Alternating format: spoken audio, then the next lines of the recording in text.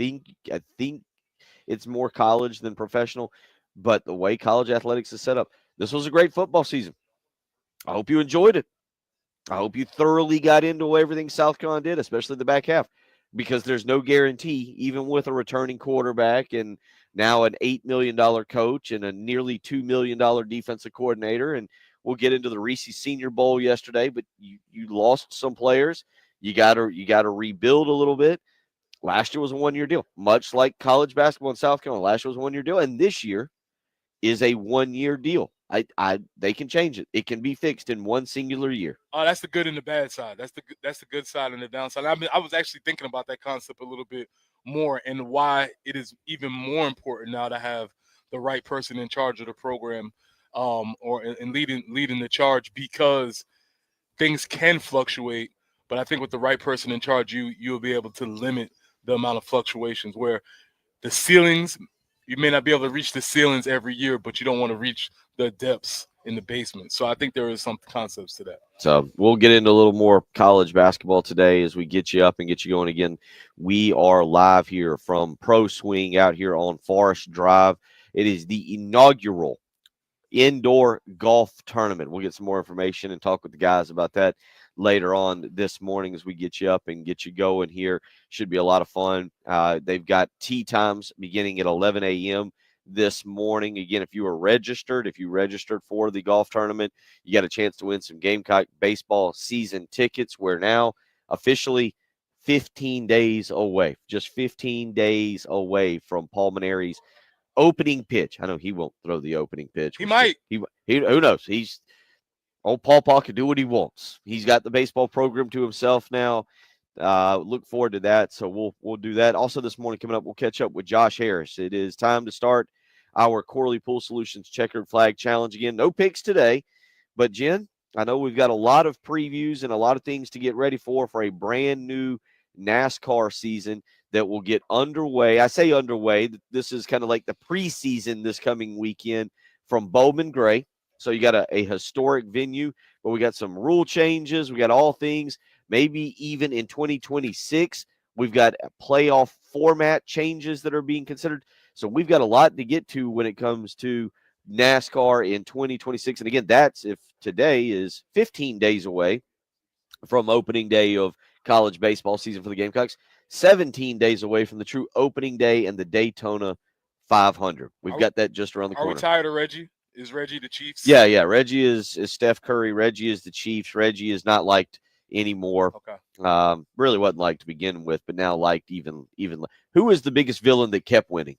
Is it the Cowboys back in the 90s when they had Troy Aikman and Emmitt Smith and Michael Irvin? No, they won. I don't know. I don't think they did. Well, they didn't keep winning. They won, but they didn't keep winning. So Reggie's in rarefied air right here with 3 straight. It is. It's only not many franchises across the board have done this. So we have to team up, pool our resources, and get him out of here. You hear that, Jen? We have to all come together as a team. I know you're thrilled about that. At this point, I'm okay with that. Okay. All right. There we go. That's all what we needed. The only other three-peat, the last franchise to three-peat. Now, the Chiefs are going for it in 2 weeks, or a week, less than 2 weeks now, a week and a half. But the last franchise to three-peat, I threw this at you on Monday. Do you remember the answer to this? It's in the NBA.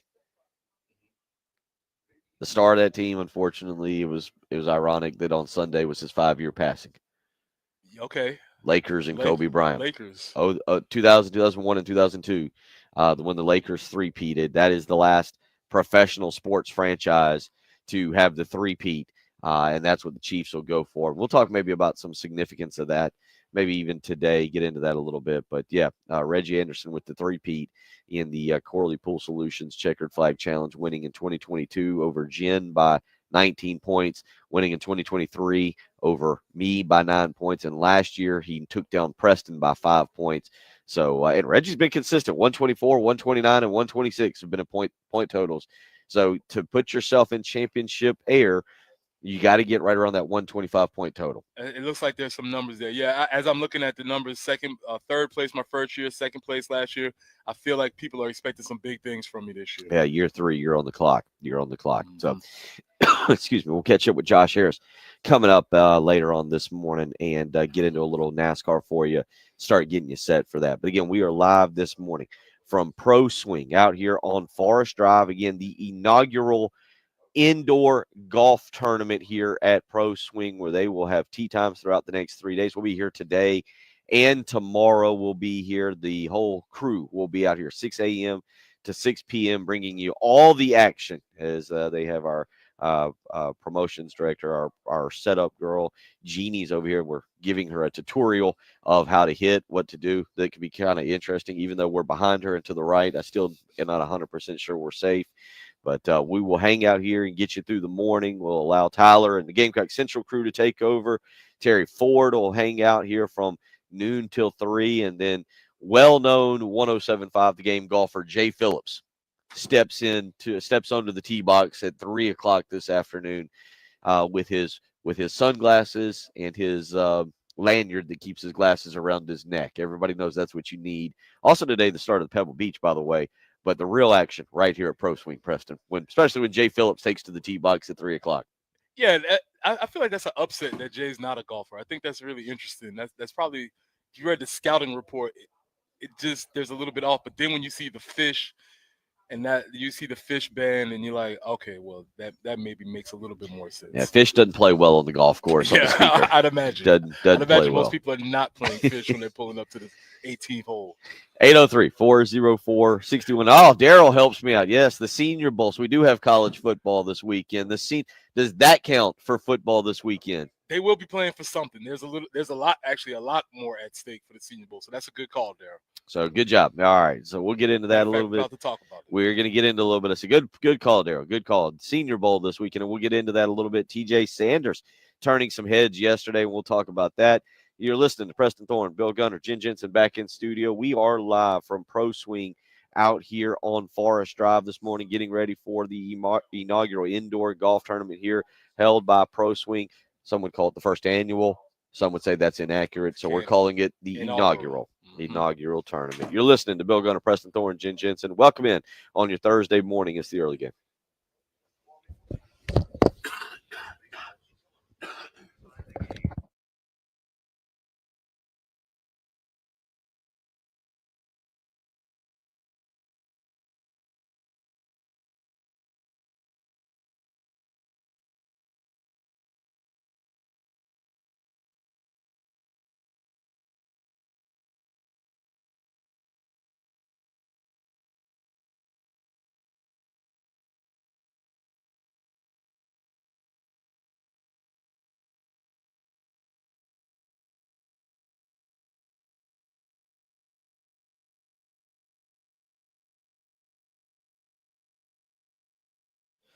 Bill Gunner for the Mortgage Guru, Jacob Crowder and First Palmetto Bank. All right, 2025 officially here. Now we're almost done with your entry level month of January.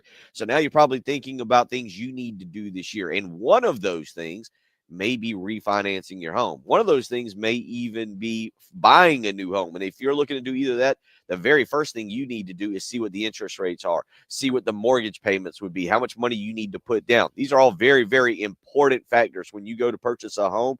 And with Jacob Crowder and First Palmetto Bank, they're ready to help you. Something like the Community Reinvestment product right now out in Richland County.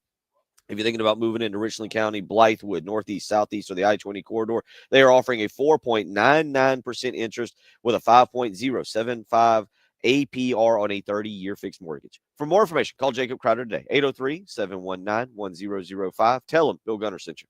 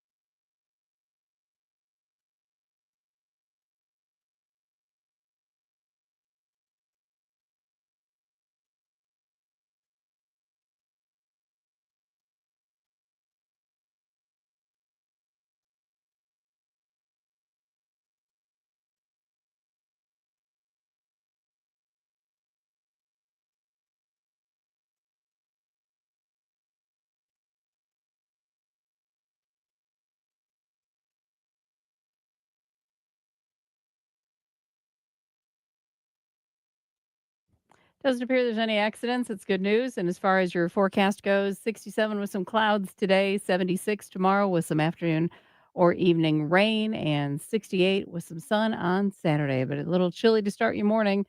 It's 40 on the early game.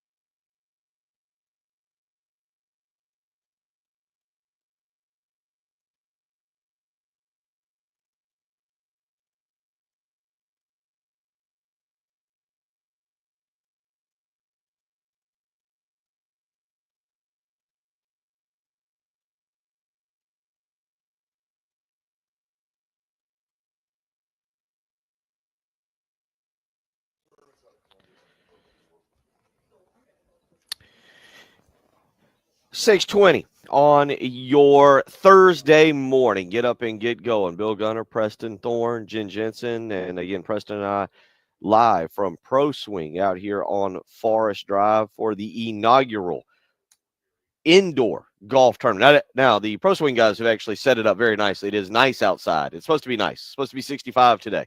But indoors, it'll be a nice, crisp 72, no wind, no snakes, no running the risk of getting run over by a golf cart, Preston Thorne. And if you want to come by and just see all of it, hang out and check out anything from the 107.5 The Game to what Pro Swing has to do, you can visit us 4708 Forest Drive here in Columbia. Come on and hang out again. Once again, second time was back here. We were here a couple weeks ago. The Orange Therapy Energy Group next door to us. Don't be alarmed if you come at 6 a.m. and catch them over there getting their exercise on. A lot of energy early in the morning, so they are definitely ready to go over there. But this is a beautiful place. This is actually my first time. I was sick last time when we visited here, but this is a beautiful location. 3 bays as far as I can see, tables, chairs. Fourth down there, yeah. One more.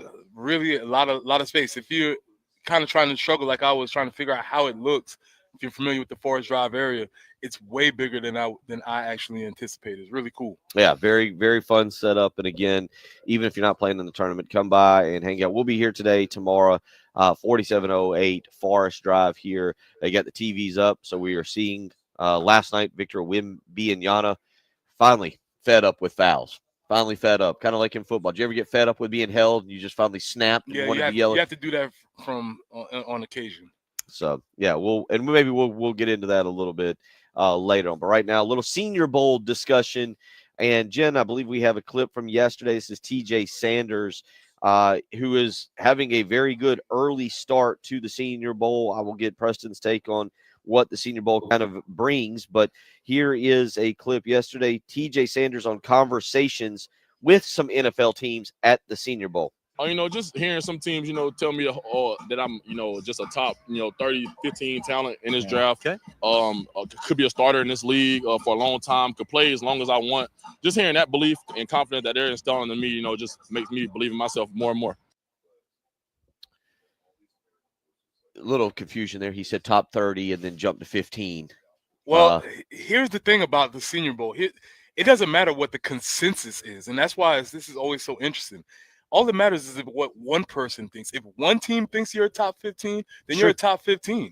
The consensus could be like, oh, man, TJ Sanders might be a late first round, early second round. But that doesn't matter. If one team falls in love with you and they think you're a top 15, you might be a top 15. So, that is a big discrepancy, especially at the bank. But it's really interesting how those conversations go.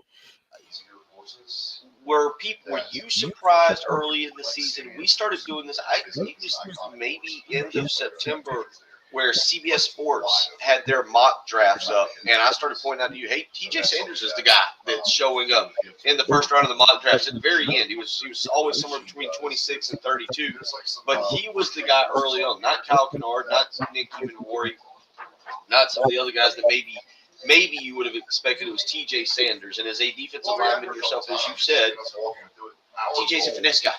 Listen, the scouting report on TJ from the time that he came out of Marion, a homegrown guy, I just think his story is really interesting. But the scouting report was he plays basketball. Anytime you hear that scouting report on an interior lineman, knows that he loves rushing the passer, maybe not so much on the double teams and taking on the run and being an anchor and all that stuff.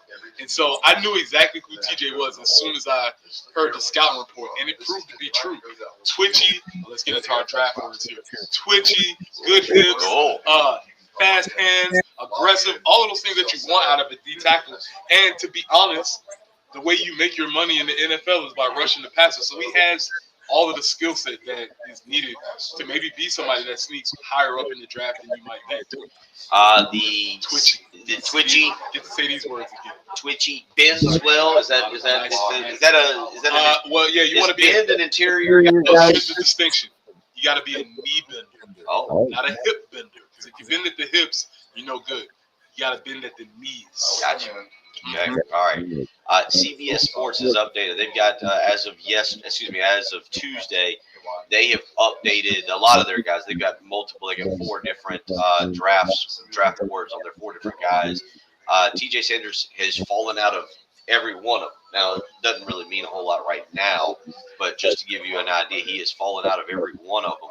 Also, Nick Emmanwori not listed in any of. I take that back. Nick Emmanwori is number 18 on which guy is this? Josh Edwards, CBS Sports board. So he's got Nick Emmanwori at number 18. But my question to you here is, the consensus is Cam Ward over Shedeur Sanders. Are you going with Cam Ward over Shedeur Sanders is our quarterbacks here? Chris Trapasso has Abdul Carter, the Penn State junior, the defensive lineman and edge, going number 1. The other 3 have Cam Ward as their top, is going number 1 to the Titans. Good luck with the Titans, by the way. Can't believe they're replacing Will Levis. Meanwhile, Will Levis is looking around like, huh?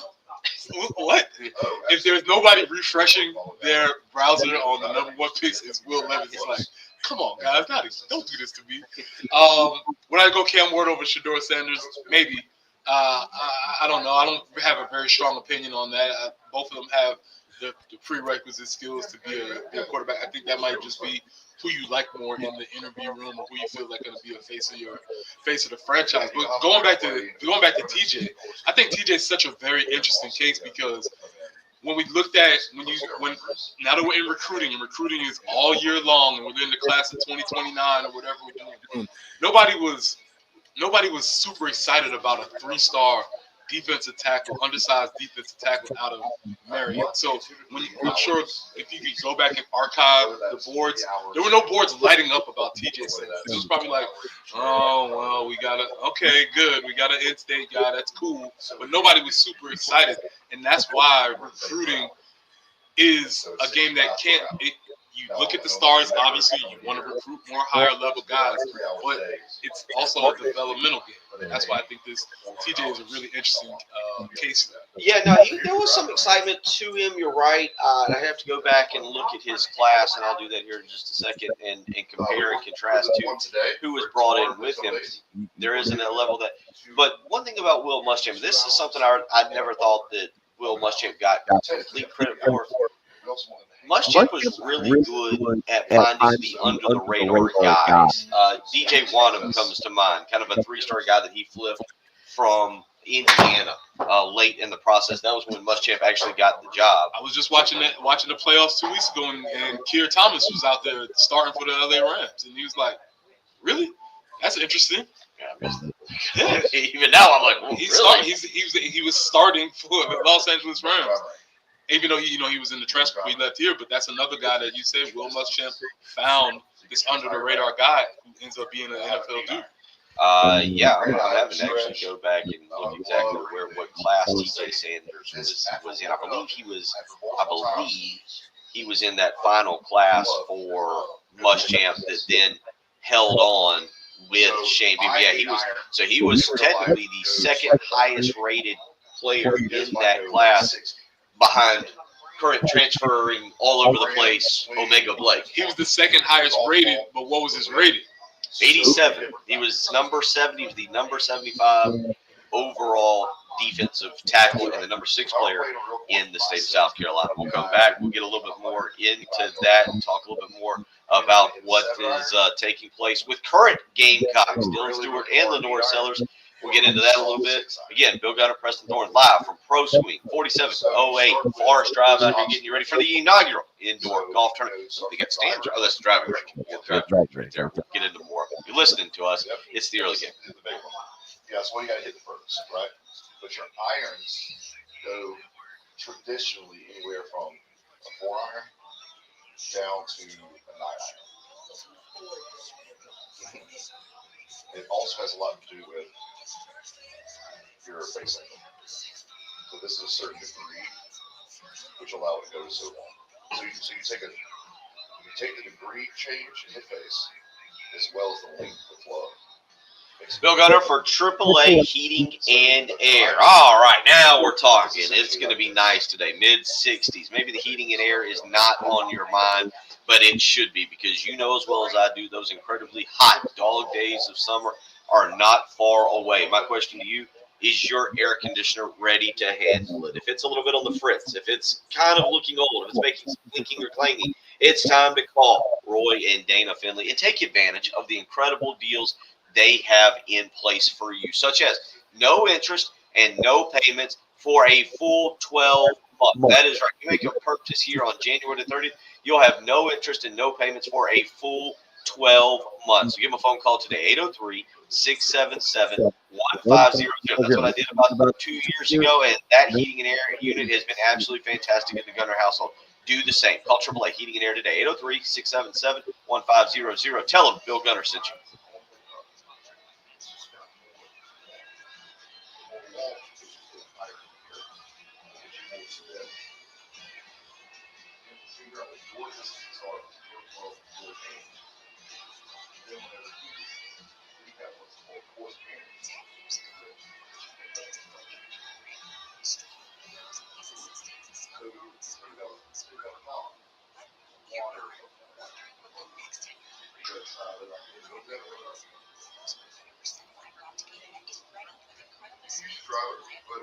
Let's say you hit your driver 200 yards, and the water is 200 yards away. What do you do? You can swing harder, but sometimes swinging harder doesn't help. Sometimes you actually just swing softer to get further. It's a crazy game. Yeah. Lots of practice.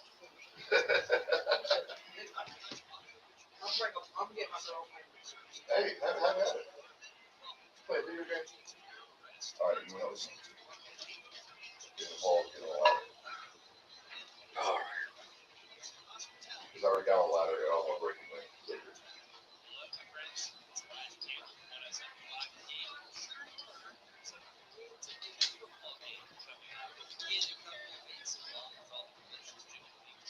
I got up there because it was cockeyed. What? Oh, so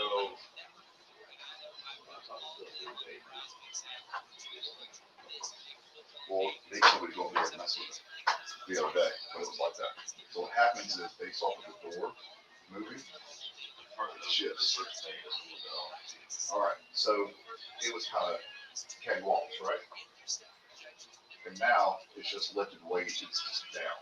I'm sorry, too high up. No, I didn't move with the settings at all. I just moved the actual thing. You get one more step on there, you good? You good, all right?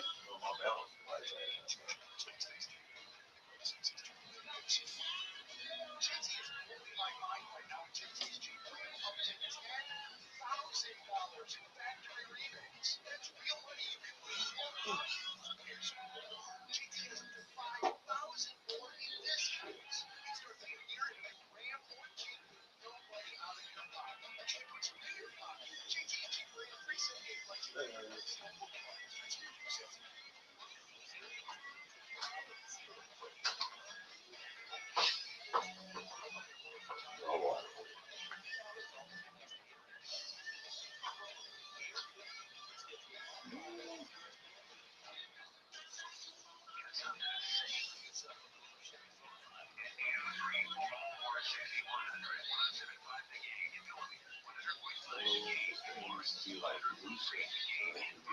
overslept, like slept too much. I'm like, I don't think I was like in bed like late, just like in bed by like 6:30, like just went upstairs and just started watching TV. Like I fell asleep at 8:30.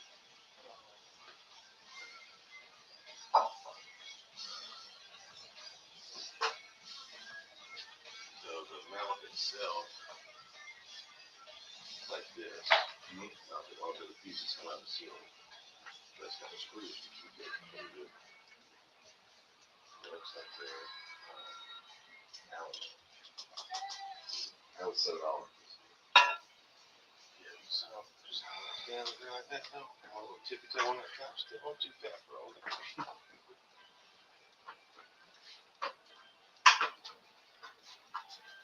I ain't going nowhere. I'll be alright. I got insurance.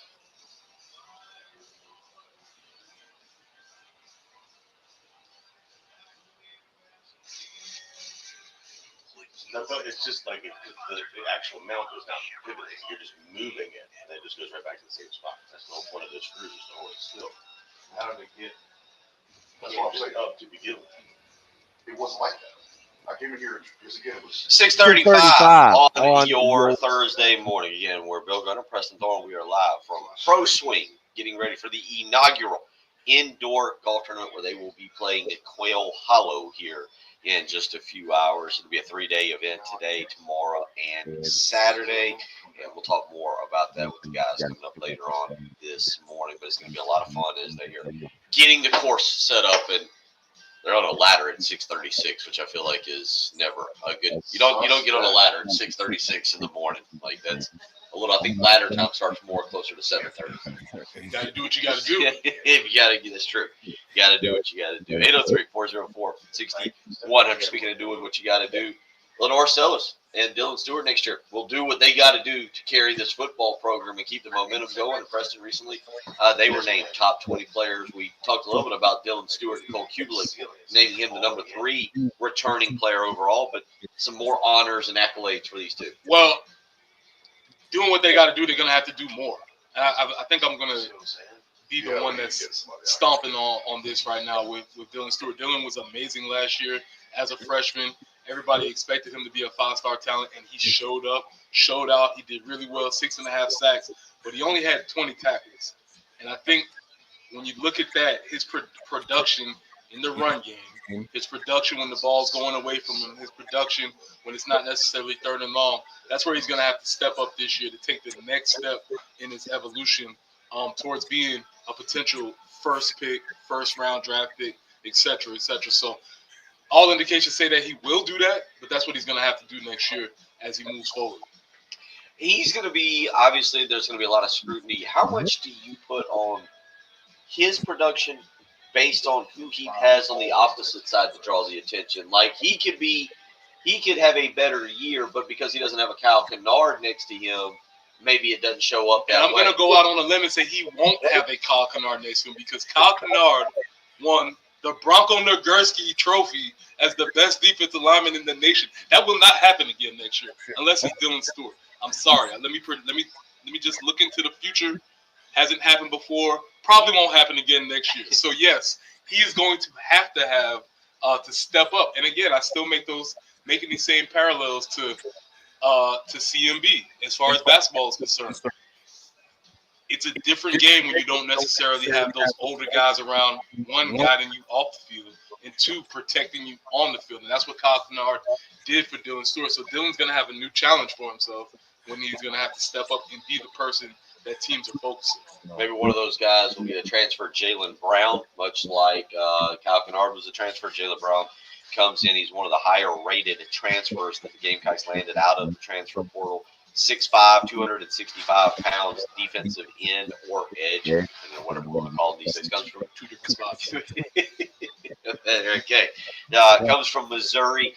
Desmond Umezulu. It'll be tough. I think that's the guy. You talk about somebody having to step up. It'll be Umezulu's 3rd year in the program, Preston. I remember, I think it was you and I doing a program with J.C. Sherman or somebody. I can't remember. Maybe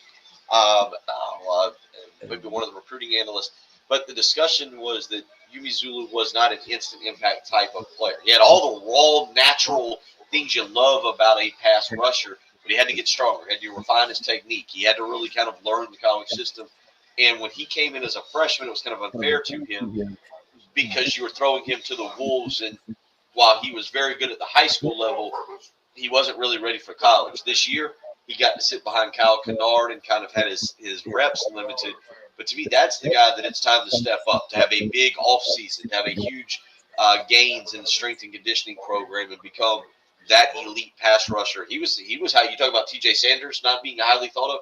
Yumi Zulu was, though. Yeah, and he's gonna have somebody's gonna have to step up and take that position, but they will not be a Bronco Nagurski winner. That's just what it is, and that's no shade to anybody because we haven't had one before, and so the chances of them being again. So they struck gold by having Kyle Kennard. And what Dylan Stewart is going to have to realize is that it's going to be him who the teams are game planning for, and it's going to be him who gets a little bit of that extra attention when you don't have that other person over there that they can at least focus on. But that might give the other person on the other side an opportunity for them to build themselves up. It all works in tandem, and having two is obviously better than having. Also, Lenora Sellers. Now, as we tend to do around here, we were at the forefront of this. It was almost 10 months ago, following the spring game, that we felt Lenora Sellers probably would win the Heisman. It didn't happen, understandable. They didn't want to make us sound too smart. We thought he'd probably win the college football's college championship game MVP. He was held back a little bit on that. Super Bowl trophy still in play. He could get that. He could beat out Saquon Barkley or Patrick Mahomes, maybe Travis Kelce. But certainly could still happen. But we were at the forefront of this, and now you got him as a top 20 player coming back. He's up there. He's listed as a top 20 player in the nation coming back. And going back to the draft comps, all I keep reading yesterday is Jalen Milroe. And I think we were pretty much consensus in saying by the end of last season, Lenora Sellers was playing better and was a better quarterback than Jalen Milroe at the end of the last season. So, well, you were ahead of that one. We were ahead of that one going into the Alabama game. After the Alabama game, I said, listen, if you had to give me a choice, give me him. And that might have been the homer in me coming out a little bit, but I think it's proven to be true. And so again, you're hearing Jalen Milroe's name being thrown around as right after Cam Ward and Shedeur Sanders. There's no reason why Lenora Sellers can't take those steps and be considered in that same type of class. What my question will be, because it's always the last thing we remember, the ball game. And in that ball game, it didn't feel like we saw the Lenora Sellers we saw over the month of November. And so I really kind of debated this yesterday with someone on what is Lenora Sellers with Mike Shula going into 2025 minus Dow Loggins. Yeah, unbelievable. Did you have that on your bingo didn't card? have that for a discussion in January that we'd be going. By the way, it is amazing how Marcus Satterfield and Dow Loggins both disliked, went out in blazing glory, right? I don't know if we can survive without these two. Save your best for last. Yeah. And I'll say this too on Dow Loggins because I think it gets overshadowed. I didn't think he called his best game against Clemson. And Sellers kind of bailed him out on that game because if I'd probably have come in on that Monday morning after the Clemson game and kind of complained about the play calling of Dow Loggins and how I thought he did not do a good job, but Lenora Sellers again made plays with his legs there at the very end to offset what Loggins maybe called. But I do wonder because in that ball game, it didn't feel like we saw Sellers run or use his legs in the manner that we had become accustomed to see. Yeah, and that could have been a play call, and that could have been changing of philosophies with the new OC. So that's why this spring is going to be interesting, so that Shula can get a whole grip of time with him working as the primary play caller, primary coaching in that decision, and also seeing how Lenore's adjusted.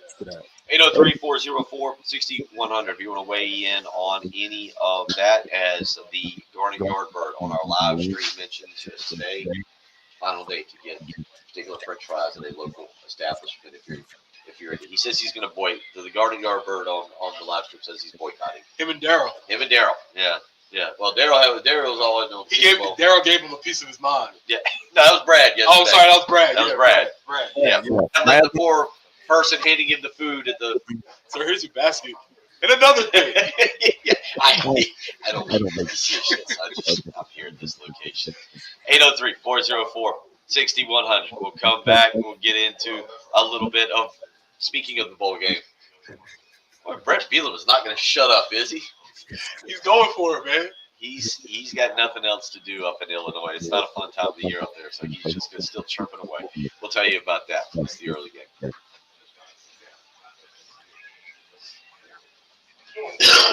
Camera on, guys. Camera's on. It's working. Yep, we're. Can I get a picture? You guys don't post it on Facebook. Y'all probably want to stand. No stand? That way you can look a little. Yeah. And this way. Oh, that's a horrible picture with that TV behind it. Oh. Let me go this way. Turn this way. There you go. Thank you. You have to move around. I'm actually going to move this.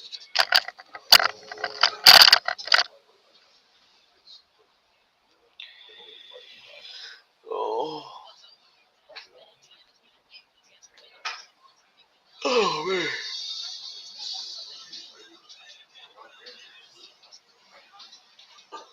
I told them tomorrow I'll have my son and his buddy here for it's like for school. It's like job shadowing day.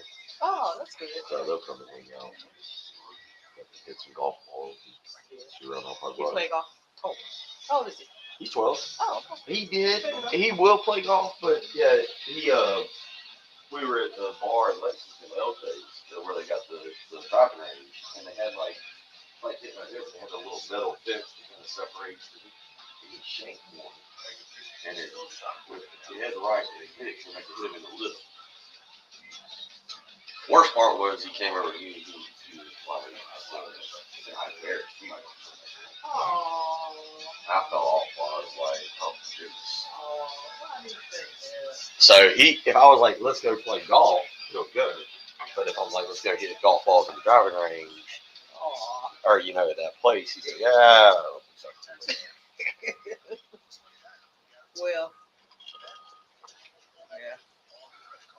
I'm sure that's not the first time it happened. They should have corrected it. Well, no, they They corrected it since then? um, Because that could be a problem. You know what I'm saying? yeah, they've actually done all kinds of stuff out there now. That was several years ago. Oh, somebody has got Yeah. He was actually getting to be a good little golfer too. Like, one. Oh, man. it's at that age, and it takes. I didn't start playing until I was like 13 or 14.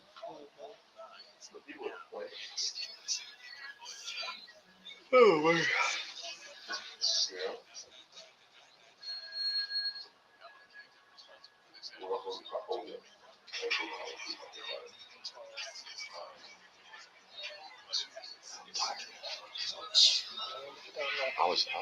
That's what I tell the person. I was in bed by 6. I was just watching TV. I was in bed by 6. I had to go to bed by 12. I couldn't stay up that late if I tried now. Really? I wish. I used to be horrible. Like, I used to go to bed like 1, 2 o'clock. Now, that was a long time ago. I was that way. It would be 3 or 4 o'clock. But when my kids were first born, I don't know why I did. But now, oh gosh. I was telling you the other night. You go to bed at 6. I felt, well, so my condo, just the way it is, I just, sometimes I'd rather just go lay in bed and watch TV than I would downstairs. And that was just like last night. Also, and last night wasn't a problem, but my downstairs gets really cold because of the way it is. So like the last few weeks, I'd rather be in my bedroom. My downstairs is my living room. My upstairs, I guess that's what it is. The other place is backwards. Yeah, I wish I could go to bed early.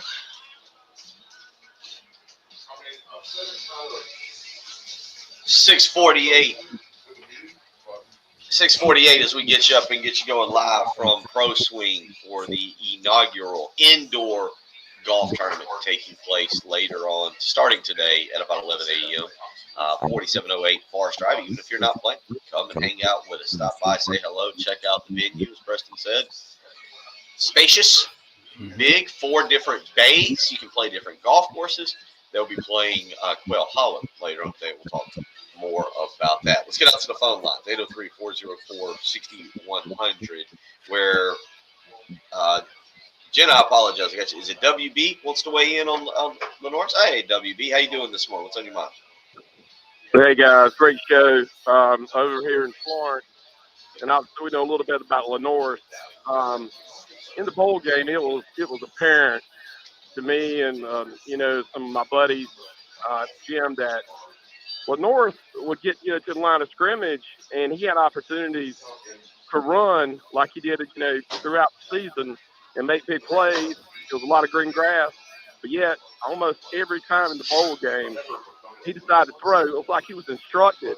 Let's work on the passing game in the bowl game. Let's not run as much. And I've got a little saying: let Lenore's be Lenore's, because when Lenore's is Lenore's, guess what happens? We win. And when you try to make him Peyton Manning, we don't. I mean, if he's got an opportunity to make a big play with his legs and use his athletic ability and his size and speed, let's do it. Let Lenore's be Lenore's. Clemson knows all about it. You guys have a good day. Thank you for the phone call. Appreciate it. Yeah. Who knows those bowl games, and we know that they wanted to win, and we've talked about that. We talked about it right after the bowl game, beginning of the month. Now it feels like it was 3 or 4 months ago. It was less than, I guess, right at about 30 days ago. But yeah, Preston, I don't know. There's going to be a lot of debate about what was told to Lenore's or what the strategy was for the next few months in that bowl game, and kind of as WB alluded to, trying to throw it a few more times than just taking off and running.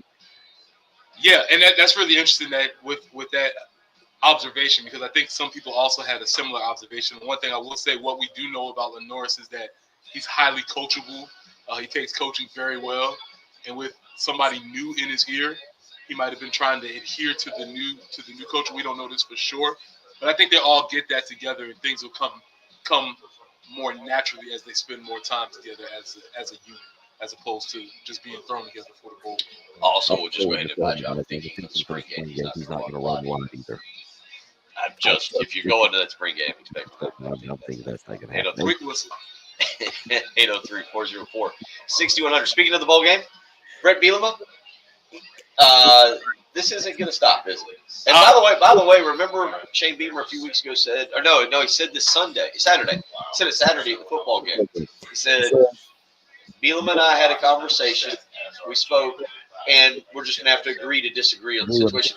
And I don't know if this is where you're going with this, but by the way, somebody sent us a text a few days ago, and I have to go back and see, but it's a T-shirt that says "Respect the T," and it's outline of Bielema.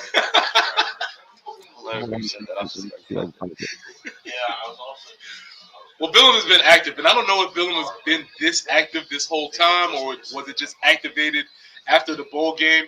But apparently Bielema has beef with Jim Harbaugh, long-standing beef with Jim Harbaugh. And Jim Harbaugh was going on and on, this is very interesting. Jim Harbaugh was going on and on in a press release talking about why it's important to do things the right way, and about honor, and about not cheating, and things of that nature, which, again, if you're familiar with Jim Harbaugh's checkered history in the NCAA, he may not be the actual person that needs to hear that from.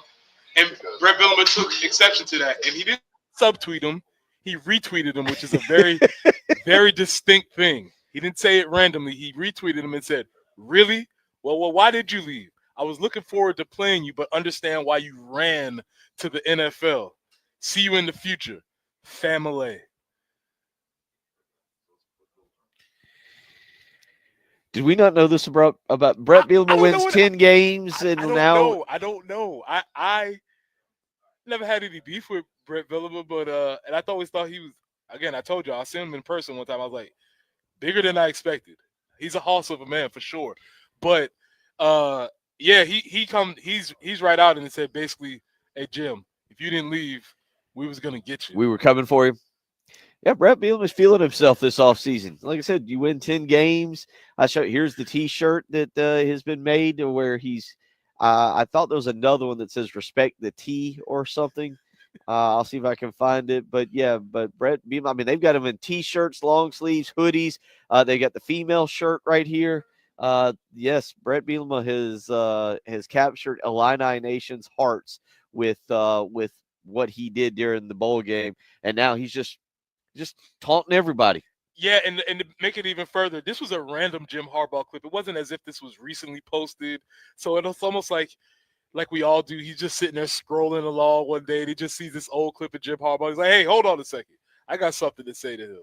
So yeah, Brett Bielema's still going. As I said, I'm not sure what was activated him in that bowl game, but he has been on fire on the X machine. Let me read the description. The Illinois football coach Brett Bielema signed shirt is a must-have for any true Illini fan. It features a bold and iconic design that celebrates the arrival of Brett Bielema, the charismatic, respected head coach who reignited enthusiasm within the team. Good for them. Hour 2 on the way. You're listening to the early game.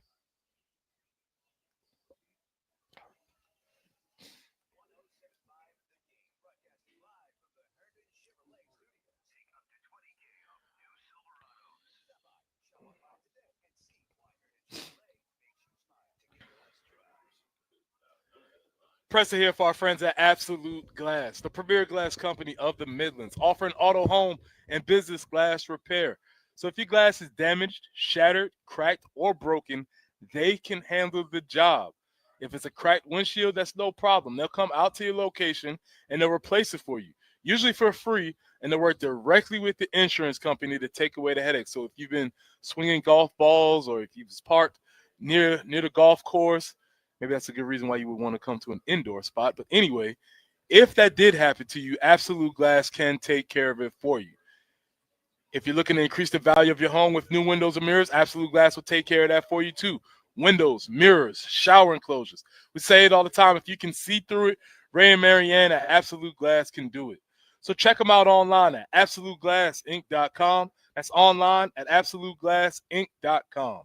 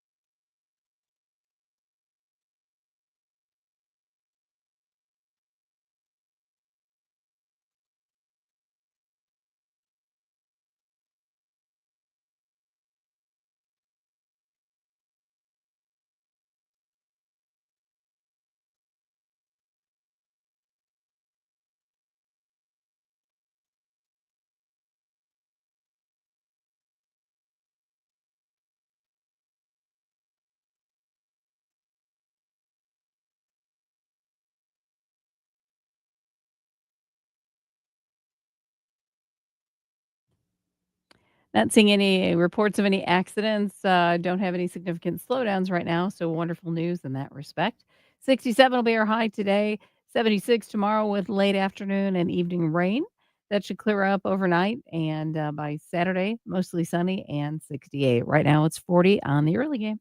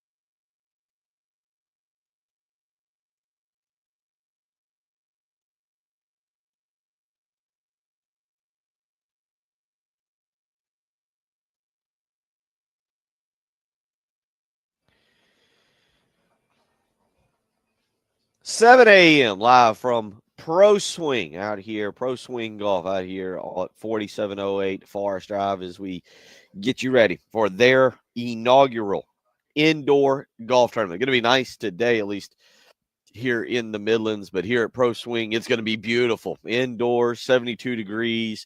You don't have to worry about hitting your ball in the rough and then maybe stepping on a snake or one of those rabid squirrels coming after you. Worried about going into a pond. You got it all covered for you, and they'll have beverages of the adult nature if you're into that kind of thing, or just regular beverages. And they got TVs. You can come and watch the Pebble Beach, the AT&T Open today as they get going out there at Pebble Beach. So a lot of fun to be had. I just was over on the little practice screen they've got. Similar, not completely the same, but similar to what they use in tomorrow's golf league, the TGL. Did not go well over there. They've got it set up kind of difficult right now. So they had the different levels of the rough. Is that what you're saying? And different green levels. Over there, they've got just the green is set up right now. It's got a slope to it, and also I felt like it feels like it's really fast. So I was hitting a particular putt that was coming up about 5 or 6 feet short, but I felt like if I was going to hit it, I was going to send it flying back across the room and end up in your lap. So I was trying to finesse it up there, much like maybe TJ Sanders, a pass rusher, instead of just getting in there and being big and burly and fighting my way through. I was finessing, but yeah, they've got, as you see right here in front of us on the, if you're hitting into the screen, they have the different roughs. So you see the kind of the white, that would be a different kind of sand as opposed to the orange sand that you were hitting out of. And then right in front of that, they've got a little bit different rough, and then you got a fairway. Really cool. And the it'll shift, it'll move. So if you've got an up or downhill lie, you're moving a little bit. We live in the future. Yeah. This is crazy. Like the advancements that have come in far as indoor entertainment, sports wise, we've come a very long way. I'm back and forth on this, and because we were talking, my son, tomorrow's job shadowing day, so I'm gonna have my son Austin with me and one of his buddies from Gilbert Middle School, and they're gonna be hanging out with me tomorrow doing job shadowing. Talk about a really difficult job they've got. Come and watch Dad talk for 3 hours, but they'll be hanging out with me. But I think if you have a young child, this is the way to get them into golf, because right now it's a more fast pace. This is our society's goal. Fast pace. Get in, play. You're basically stationary. You're not having to walk the course, even though that was how I grew up, was getting exercise, going out. But get in. You're hitting off of mats. It's very realistic, and it's a good way to maybe start your golfing adventure if you want to go that way. You're not spending 4 or 5 hours playing around being stuck behind people. You're up here and you're playing, and you got TVs, and again, you got beverages. They got some snacks and some food, so you get all kinds of stuff going on. There's definitely a lot of stimulus going on for sure. It's like I said, we living in a simulation for sure, because I can remember being thoroughly impressed going to the bowling alley, and they had the screen up there that could show you the pins that got knocked out, and it was like, oh my God, it's never gonna get better than this, kids. It has. A lot. It is fun. Come check it out. Even if you're not playing in the tournament, they're playing the front nine of Quail Hollow. They have got it's a 9-hole tournament taking place today, tomorrow, and Saturday. They're going to have prizes that they are raffling away as well. We are giving away some South Carolina Gamecock baseball tickets, also season tickets. So a lot going on. But even if you're not in the tournament, just swing through and check out the venue. 4708 Forest Drive is where we were at for the inaugural Pro Swing Indoor Golf Tournament. So we'll continue to tell you all about that this morning and get you ready here again as, yes, the Senior Bowl taking place. We'll continue talking about that, get back into some NFL hirings, blind rankings, huh? Blind rankings. Yeah, this is the thing that everybody's doing these days on the socials. Everybody's blind ranking. You blind rank foods. Maybe that might be a thing that we could do, blind ranking French fries, because that's obviously something that we will continue to keep an eye on. But Bill, I want to go through this with you really quickly. And I'm pretty sure you don't know every NFL coach that has been hired to this point, right? Correct? Not off the top of your head. Probably not.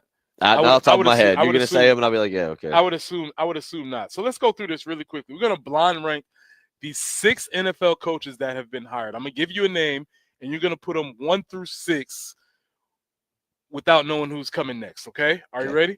And I'm going to set this up. Here we go. Let's start dead in the middle. Aaron Glenn, New York Jets. It's the Jets. I give it the 5. Okay. I like the hire. It's the Jets. They're gonna mess it up. Okay. All right. That's a solid.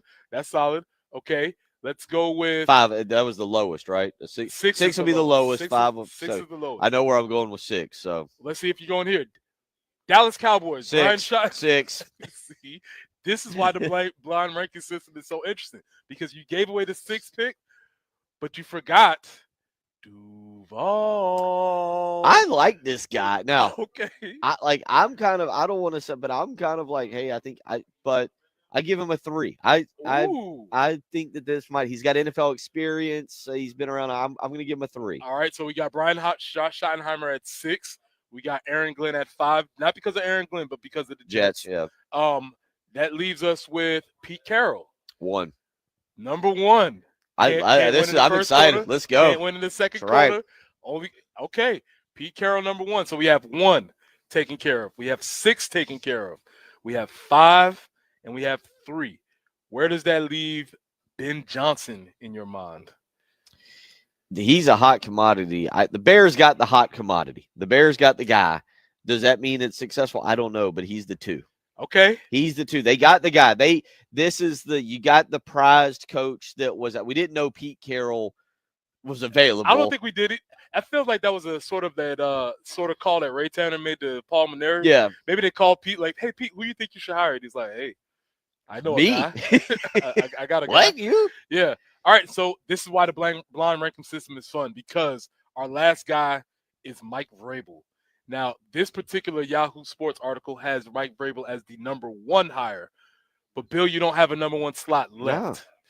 You don't have a number 1 slot left. So where are you going to place? Now, let's go through this real quick. You got Brian Schottenheimer at 6. You have Aaron Glenn at 5. Not because of him, but because of the Jets. Okay? Now you have 1, Pete Carroll, 2, Ben Johnson. You only have your 3rd spot left. Would you like to stay with Mike Vrabel as the 3rd best hire? I kind of want to move him to 3 and put Liam Cohen at 4. Okay, would you like to make that switch? You know what? Let me and I'm looking at I'm looking at it. Uh-huh. What did Vrabel really do? Why does he get to be 1? He's barely above 500 as a coach. Very true. He did coach in Nick Sirianni's catching grief, right? Like there was a discussion that he was going to get fired last year, and he's now in his 2nd Super Bowl. The Titans did get to an AFC championship game in his 2nd year. He's had 2 double-digit winning seasons. Like, what makes him a good hire? What makes him this slam dunk home run hire? Is it because he's a tough guy? Yeah. He's a tough guy. His last 2 seasons were losing seasons. There's a reason why he got fired. Yeah. Sure.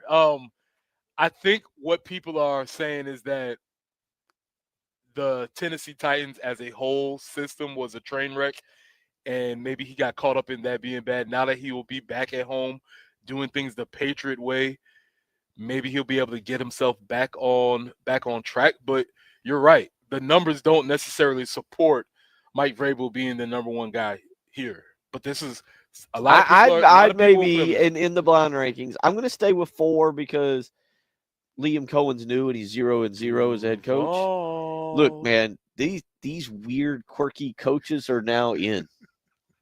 It's like something your father wore in the 80s, and we thought it was out of style, and now these weird, quirky coaches. Like corduroy's back. Okay, all right, let's do it. What is it, Mike McDaniel with the Dolphins? Yeah, but is that working?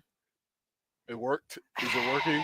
Will it continue to work? If it's not working, I'm not blaming Tua, but I'm blaming you've put all your eggs on the noggin of a guy who the eggs crack really easy. Like it's kind of I don't blame him and I don't blame Tua, but you're playing with a quarterback who basically could trip and fall down and have a concussion. It's true. It's true. Yeah, I mean, I think the idea why people love Vrabel so much is because he feels like a football coach. Yeah. He feels like a guy that's a tough He's Dan guy. Campbell without the gnawing of kneecaps. Yes. That's what he feels like. I think people have some comfort in that, but you're right.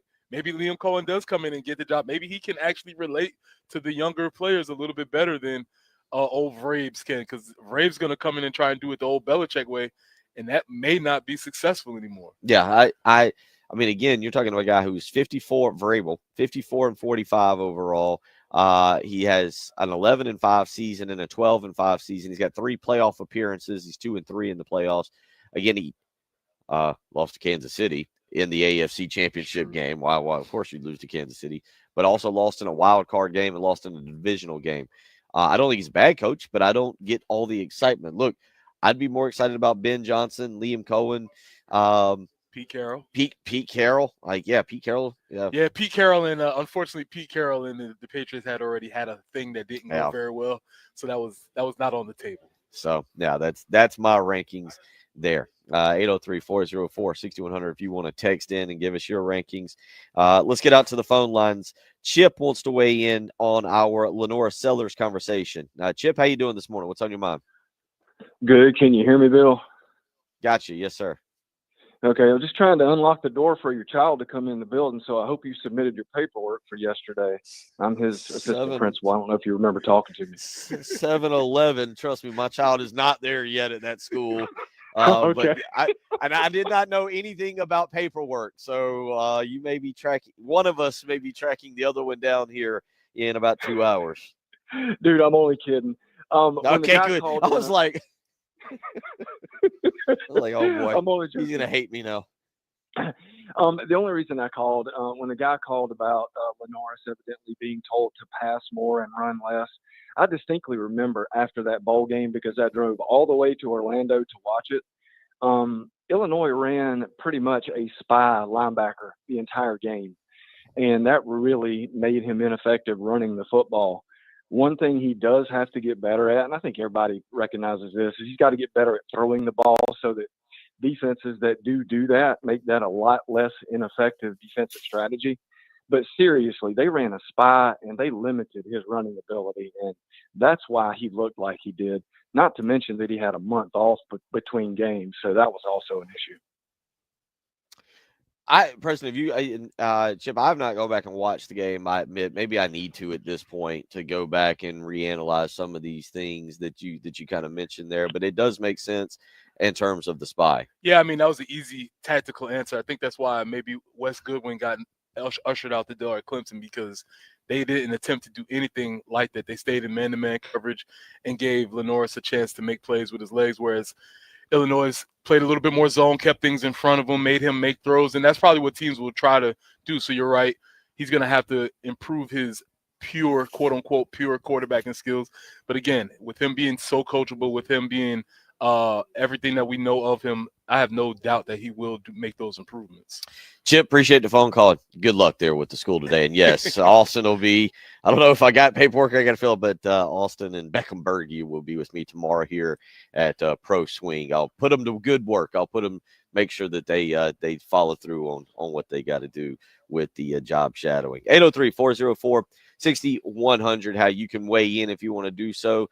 this morning. We will get back into a little bit of Senior Bowl discussion here as it pertains to some of the South Carolina players who are there. Let Preston break that down.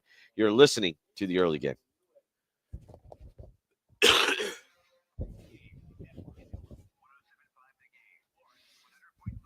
What's the spot here? It is mid-state.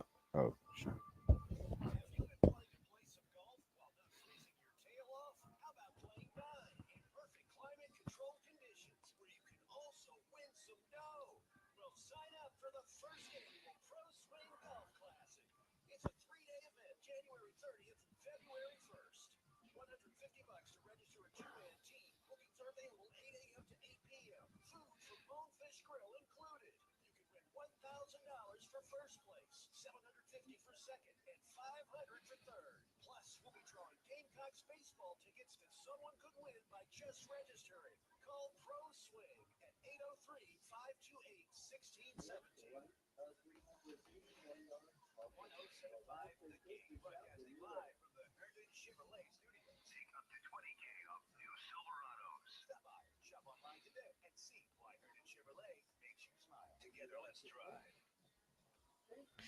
Bill Gunner for Mid-State Roofing, where for nearly 30 years, Mid-State Roofing has been the leader in the roofing and waterproofing industry. And the reason for that, well, they think about your roof 24 hours a day, 7 days a week. Are you thinking about your roof 24 hours a day, 7 days a week?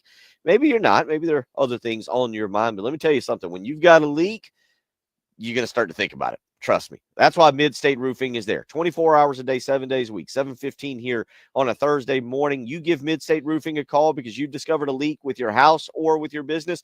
Mid-State Roofing will have an on-call technician or a Mid-State Roofing employee ready to help you out. So don't miss a beat. Go ahead, get yourself ready and call Mid-State Roofing and let them help you with a maintenance contract today. That's how they're ready to help you.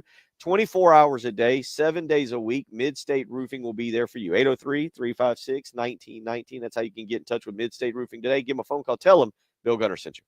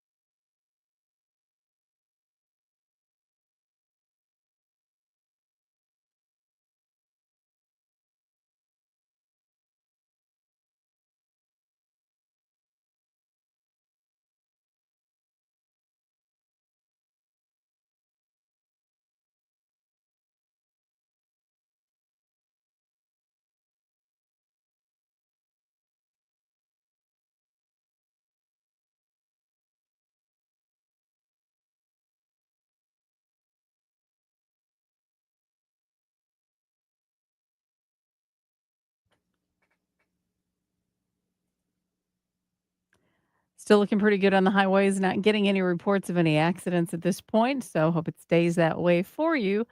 We're looking for a high today of 67, 76 tomorrow with some late afternoon or evening rain. And then over the weekend, we're looking for highs about 68 on Saturday, 64 on Sunday, and actually going to get back into the 70s to start your work week. But we do have a cooler morning, 39 right now in the early game.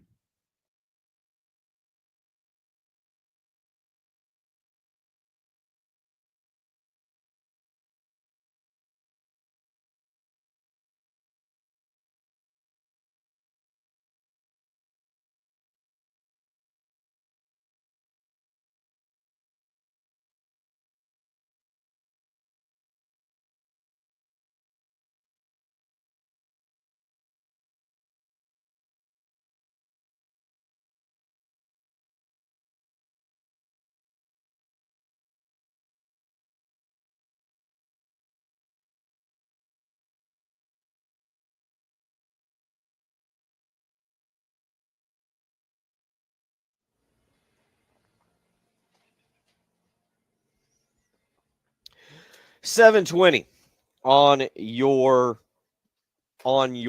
what is it? I don't know. It's Thursday. It's Thursday. It's how the week is going. Hump day. My son is texting me there was paperwork, so I've got to now negotiate with the school to Father do of the job year. shadowing. I did not know there was paperwork. I was just told that they would be job shadowing me. You guys mind if you do the show for a few minutes while I handle this? No, the school will take care of it. They'll be fine. They know you by name. They can get it done. Yeah, we'll get it handled. So, all right. Now I feel thanks, Jen. Number one, I feel awful, and that didn't help. 803-404. Missing paperwork makes you feel awful. I got a long way to go then, because that would not make me feel bad at all. Well, it's I'll not be okay. it's not for me. It's for him. And now I feel like still I'm wouldn't feel bad. letting my son down, and now I'm scrolling through. Listen, man, let me give you. I have not been in this game long, but if the biggest letdown is that you've missed some paperwork, you'll be all right. Thank you. It'll be fine. Okay.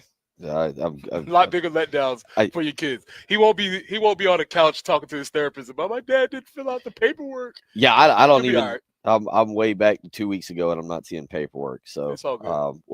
I'll get that figured out, but my concentration will not be the same. Let's go to the phone lines, where Jay wants to weigh in on Gamecock football. Jay, how you doing this morning? What's on your mind? Good morning, sir. How are you? Doing good. Man, Preston, why did you bring up West Goodwin, man? Just poured salt.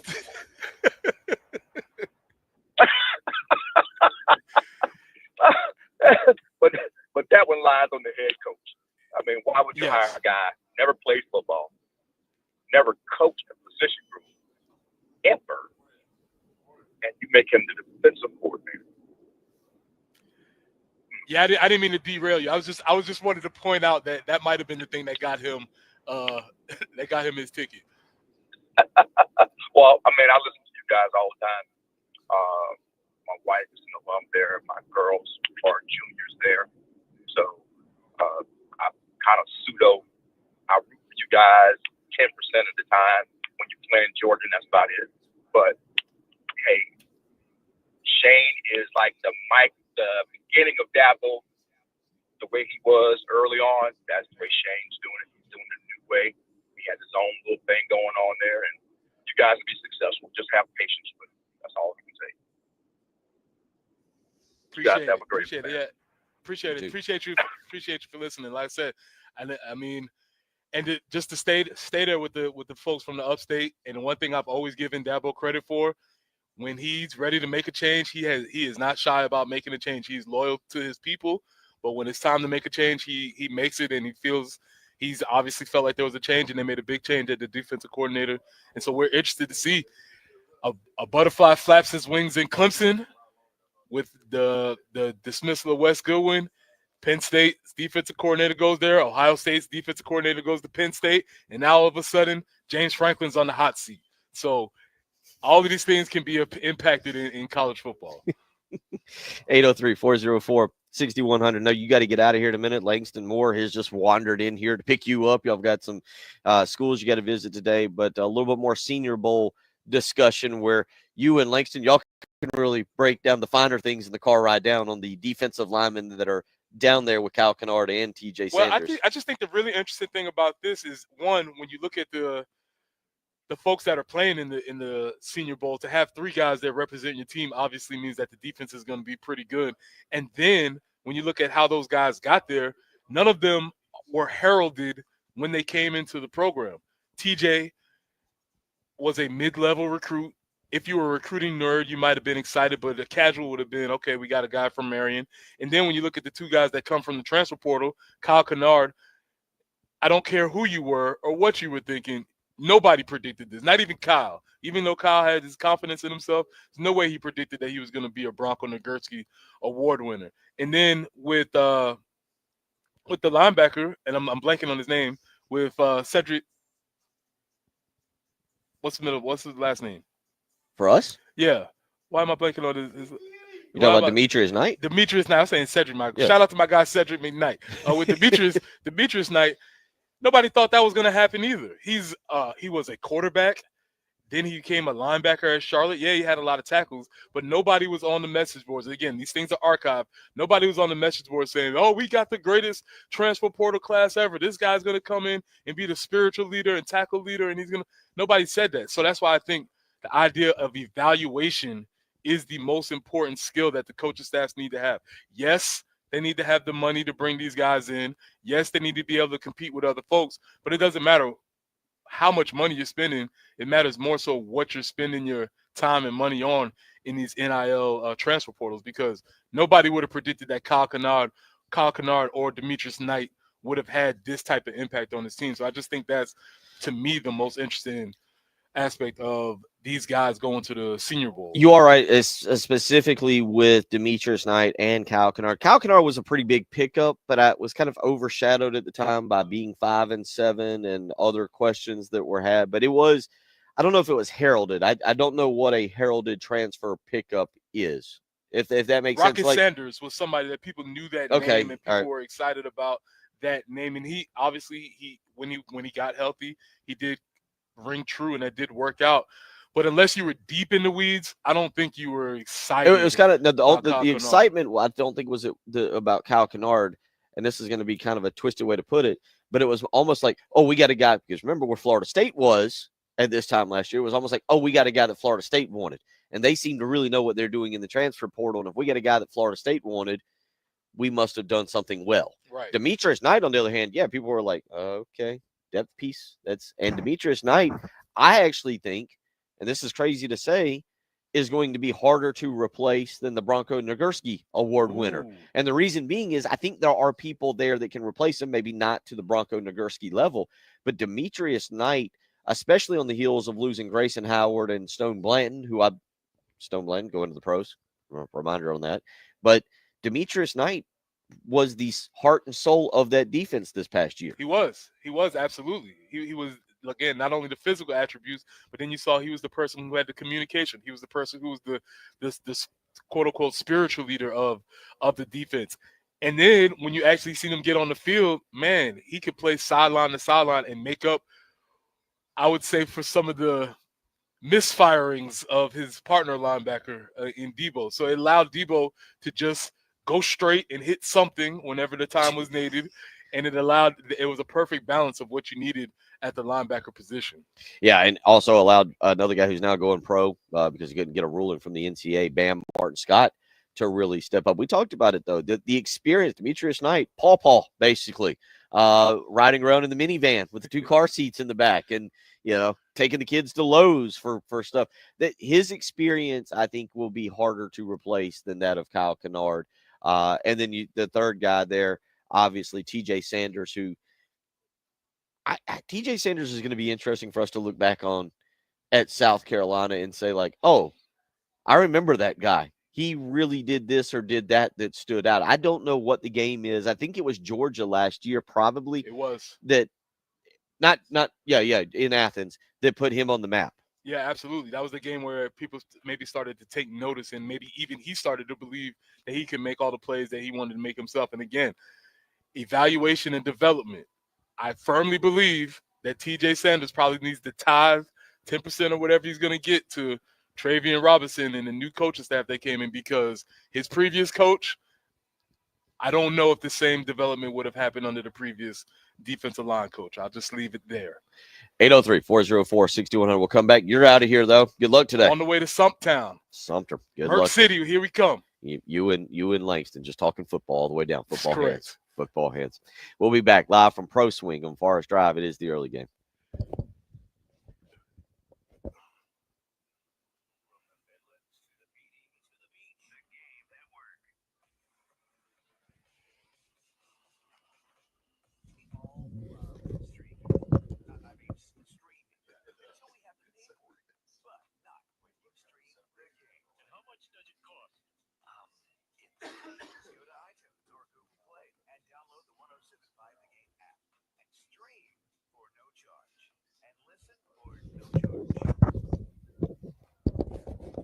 Presser here for our friends at Absolute Glass, the premier glass company of the Midlands, offering auto, home, and business glass repair.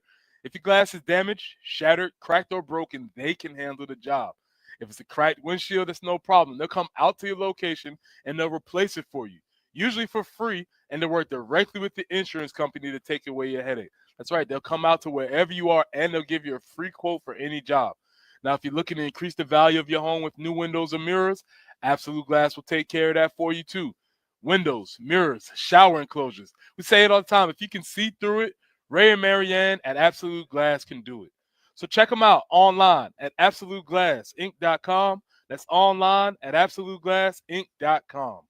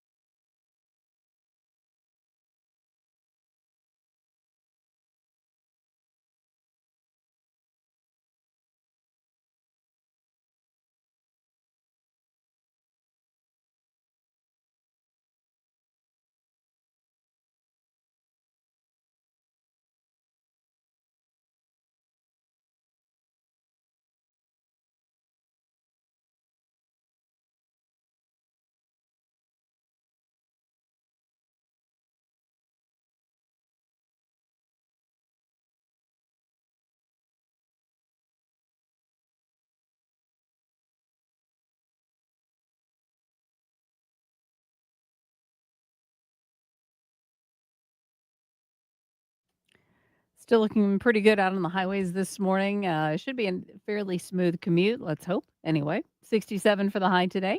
Overnight low 49. Tomorrow 76 with late afternoon or evening rain. And Saturday 68, 64 on Sunday before we actually will be in the 70s for several days next week. Just have to get through at least this morning and tomorrow morning. 39 currently on the early game.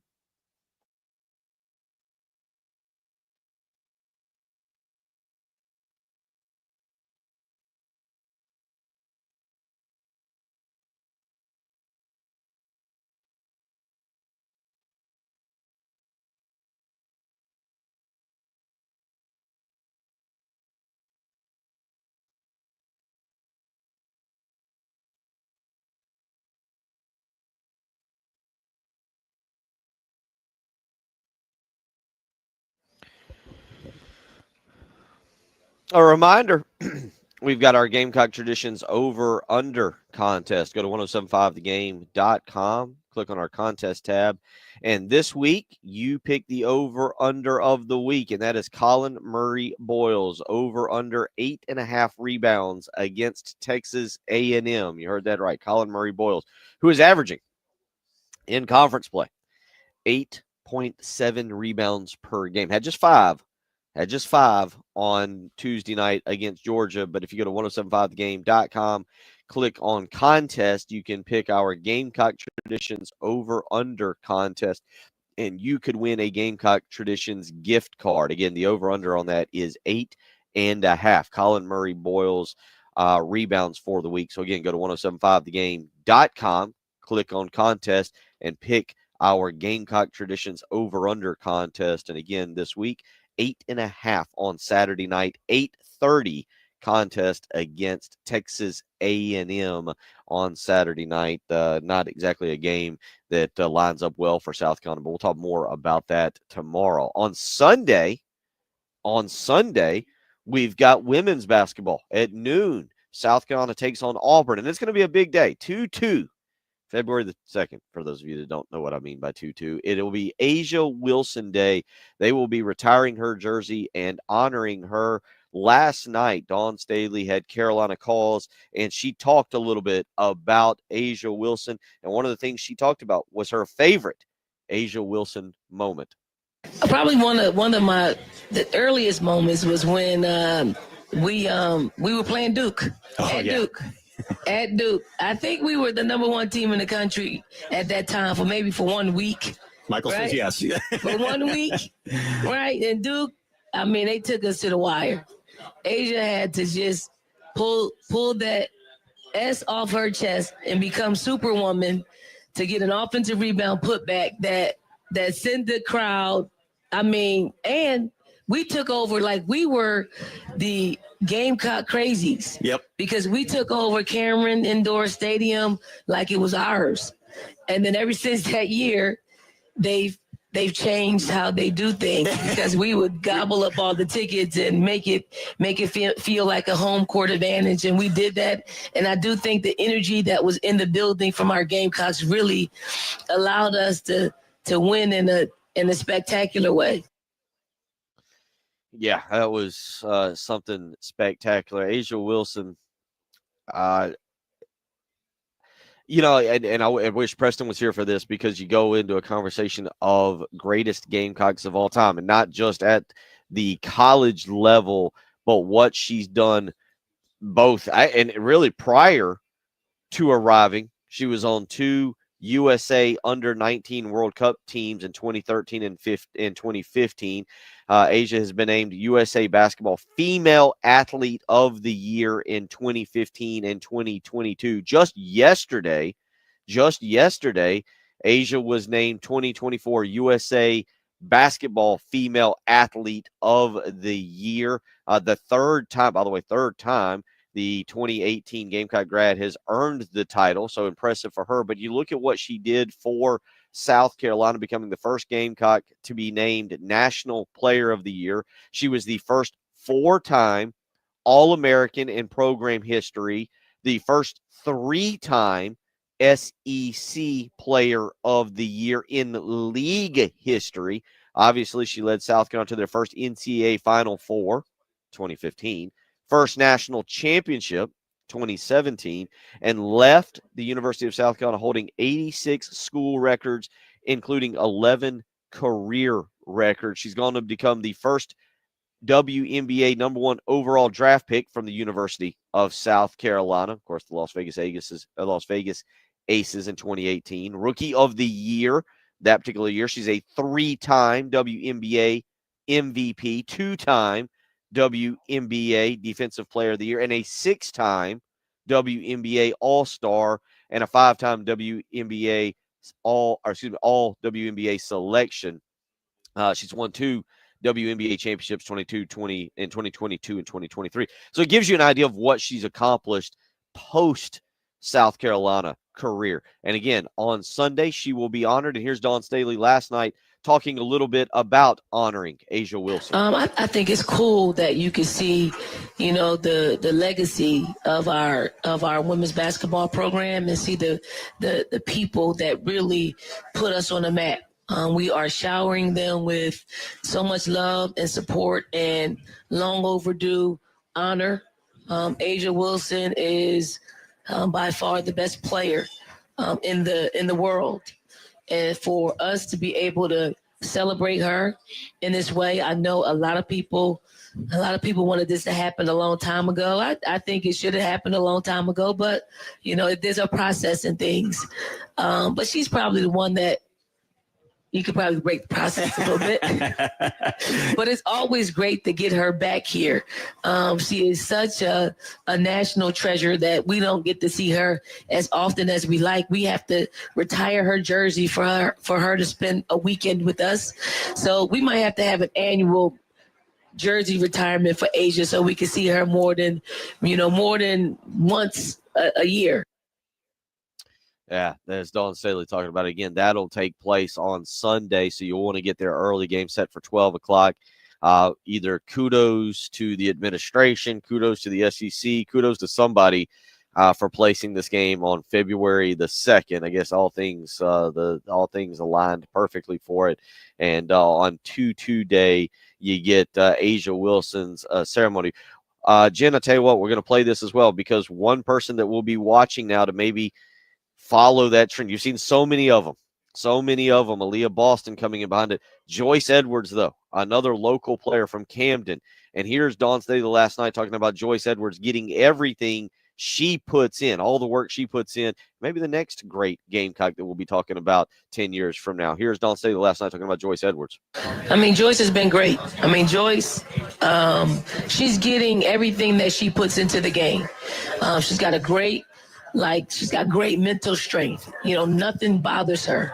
Well, actually, if she misses a few shots in practice, you can see her just kind of looking at the ball, looking at this situation, but it's only because she put in the work. It surprises her when she doesn't make shots because she puts in so much work.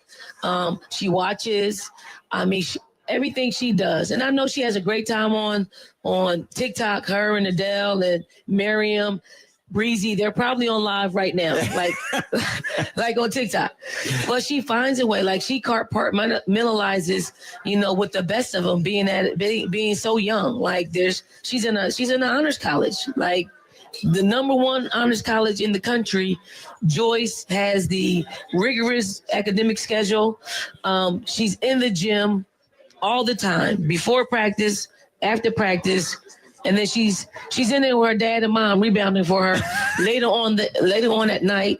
And as she comes in, she practices at a really high level. So the things that you're seeing her do now are movements of familiarizing herself with this level of play. And it's a cycle. You have to see all the newness that this level brings from a defensive standpoint and offensive standpoint and make adjustments. She's the one that can make adjustments because she's watching. She watches our opponents. She watches herself.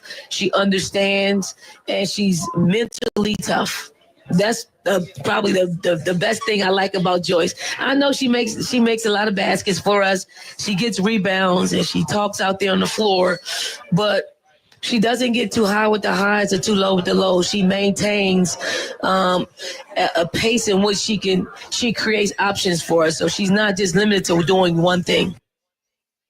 So that's Dawn Staley last night on Carolina Calls. Reminder, Lamont Paris tonight with Carolina Calls. We'll come back. We'll wrap up hour number 2 live from Pro Swing on Forest Drive.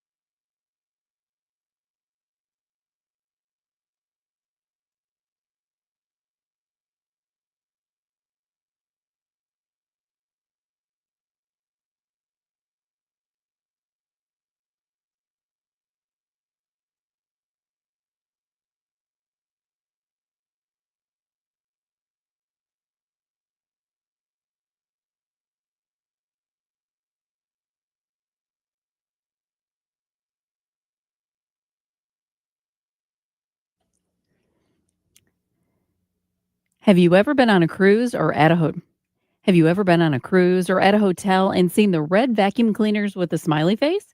By Jove, that's a Henry.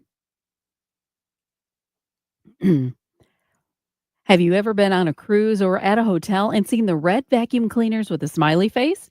By Jove, that's a Henry.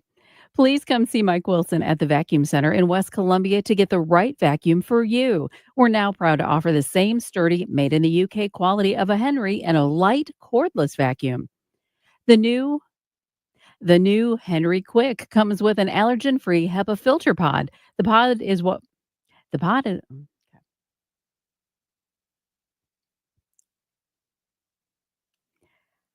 Have you ever been on a cruise or at a hotel and seen the red vacuum cleaners with a smiley face? By Jove, that's a Henry. Please come see Mike Wilson at the Vacuum Center in West Columbia to get the right vacuum for you. We're now proud to offer the same sturdy, made in the UK quality of a Henry and a light cordless vacuum. The new Quick Hen- The new Henry Quick comes with an allergen-free HEPA filter pod. The pod is what we call the bag, and each Henry Quick comes with 6 free pods made from recycled material, and that's no rubbish.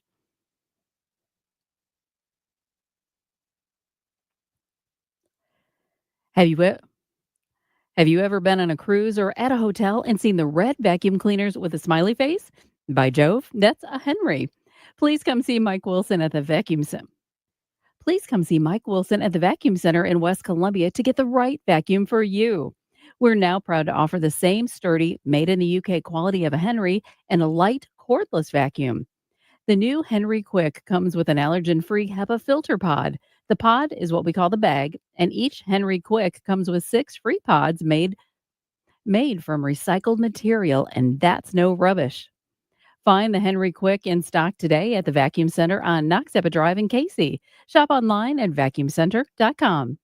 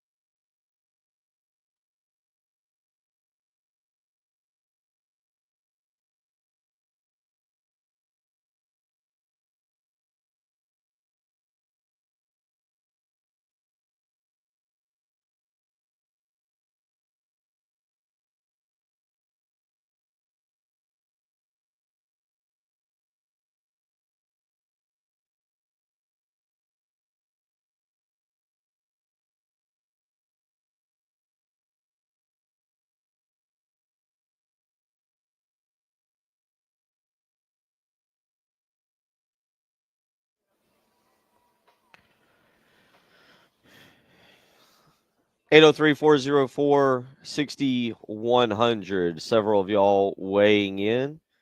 Steven weighing in and said Asia is the second greatest Gamecock basketball player ever. Only Alex English is better. Alan weighing earlier talking about the bowl game, mentioning that both teams had a month off between games.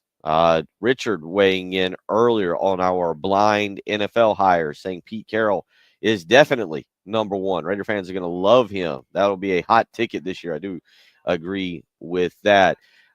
Coach G weighing in. We were discussing Lenore Sellers just a little while ago, and maybe his lack of running. Chip called in and mentioned Illinois had a spy on him. Coach G said maybe the concern in the bowl game, win, but be careful with running to not get hurt because no true quarterback was ready behind him. Well, he did so. Robbie Ashford was still there.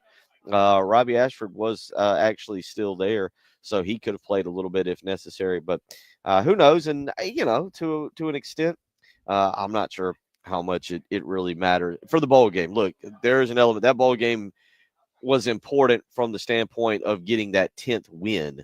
But other than that, you had an opportunity maybe to play some younger players, do some different things, and kind of learn about your team. And with all that being said, we learned maybe a little bit. We'll see. Who knows what it looks like. Again, reminder, Virginia Tech on Sunday night, August the 31st, over in Atlanta at Mercedes-Benz Stadium. Hard to believe we're wrapping up the month of January. Tomorrow we're wrapping up the month of January. Reminder, if you want certain French fries from a certain establishment, you have to get them today because the last day of the month tomorrow starts new crinkle fries, as we discussed yesterday.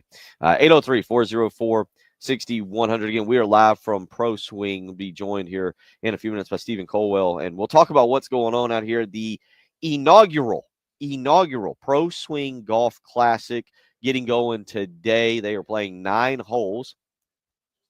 Indoor golf. You don't have to worry about knocking the ball into the rough and stepping on a snake or getting burrs on your pants or stepping in an ant pile, whatever may happen when you knock the ball in the rough. You don't have to worry about driving a golf cart and running the risk of flipping that over after a hill.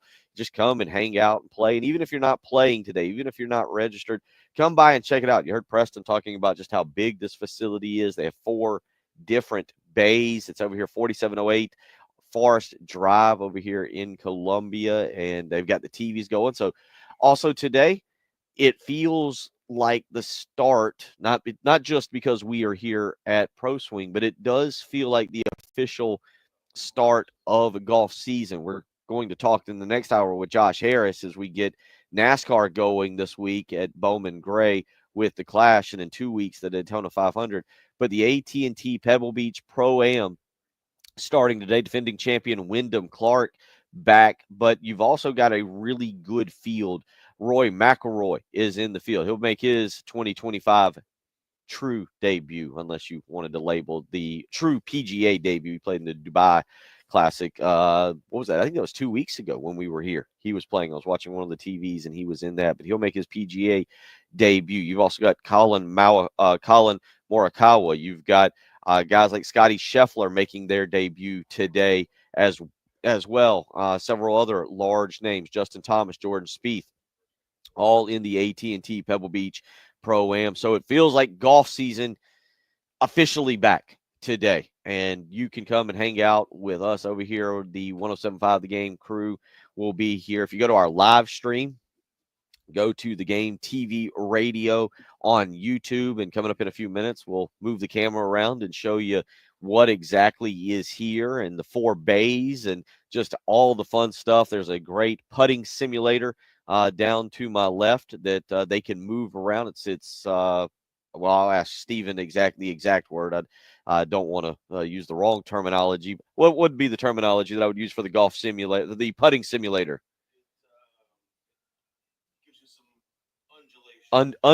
Undulation. There you go. It changes. There we go. Good. I was putting on it just a little while ago, and probably will do that coming up here in the break. But come and hang out with us here at Pro Swing for, again, the inaugural Pro Swing Golf Classic taking place today, tomorrow, and Monday.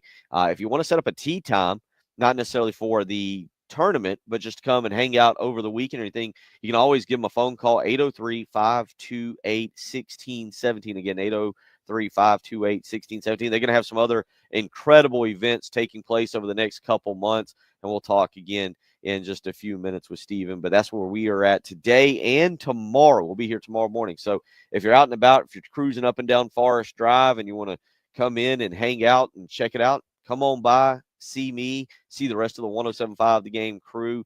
Again, we'll be here both today and tomorrow hanging out, enjoying our time here, hitting some golf balls, getting ready for, again, the inaugural Pro Swing Golf Classic taking place over the next 3 days. And again, we're glad to be a part of it here for it, as they're labeling it the Winter Indoor Golf Tournament. We'll come back in the next hour. We'll speak with Steven Colwell a little bit about what's going on here. We'll catch up with Josh Harris and more. You're listening to the Early Game.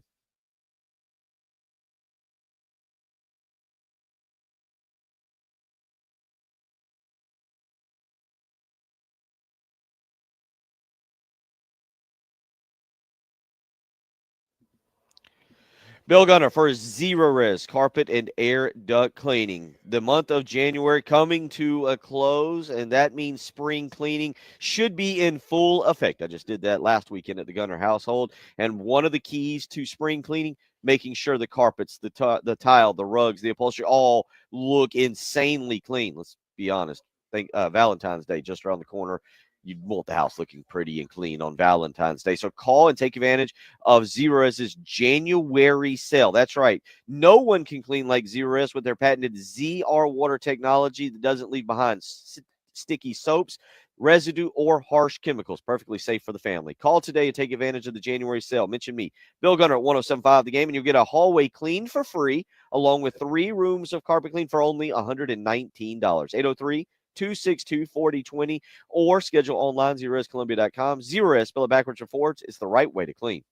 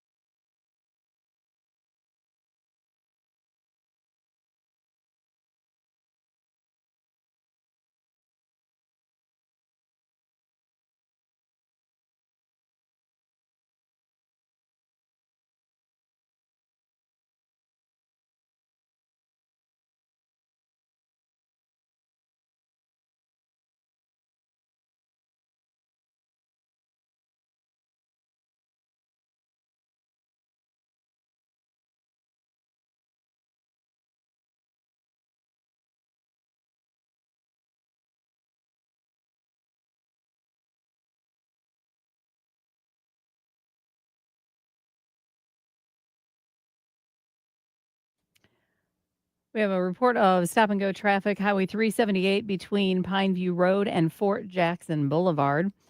Colonial Drive at Hardin Street, an accident reported there, as well as Fernandina Road at St. Andrews Road. Going to be nice later today. 67 will be our high, overnight low 49.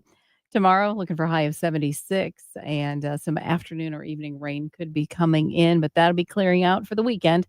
68 on Saturday, 64 on Sunday. Looks like work week, at least the first part, we're going to be actually in the 70s. Right now, sitting at 39 on the early game.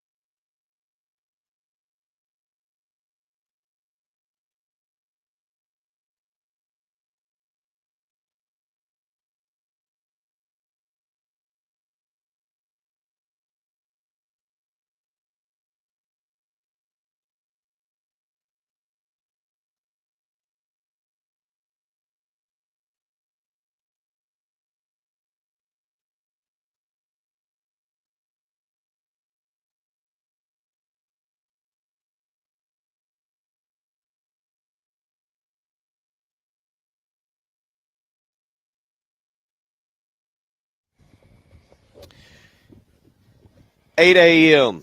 on your Thursday morning. Bill Gunner, Jen Jensen back in studio. I am live. Preston had to get out of here. He's heading to Sumter, but I am live from Pro Swing, 4708 Forest Drive, as we get you ready for the inaugural. I don't know if you were listening yesterday, Stephen. We had a discussion on first annual versus inaugural. Yeah, we had that conversation ourselves, actually. Yeah, it's just not the first inaugural. Yeah. You're not going to have a second inaugural. That's right. That's right. So the inaugural, Stephen Colwell joining me. And we're going to tell you all about what's taking place here. You were on with me just a couple weeks ago. We were out here. I was mentioning, I think it was the Dubai Classic that was taking place that we were watching.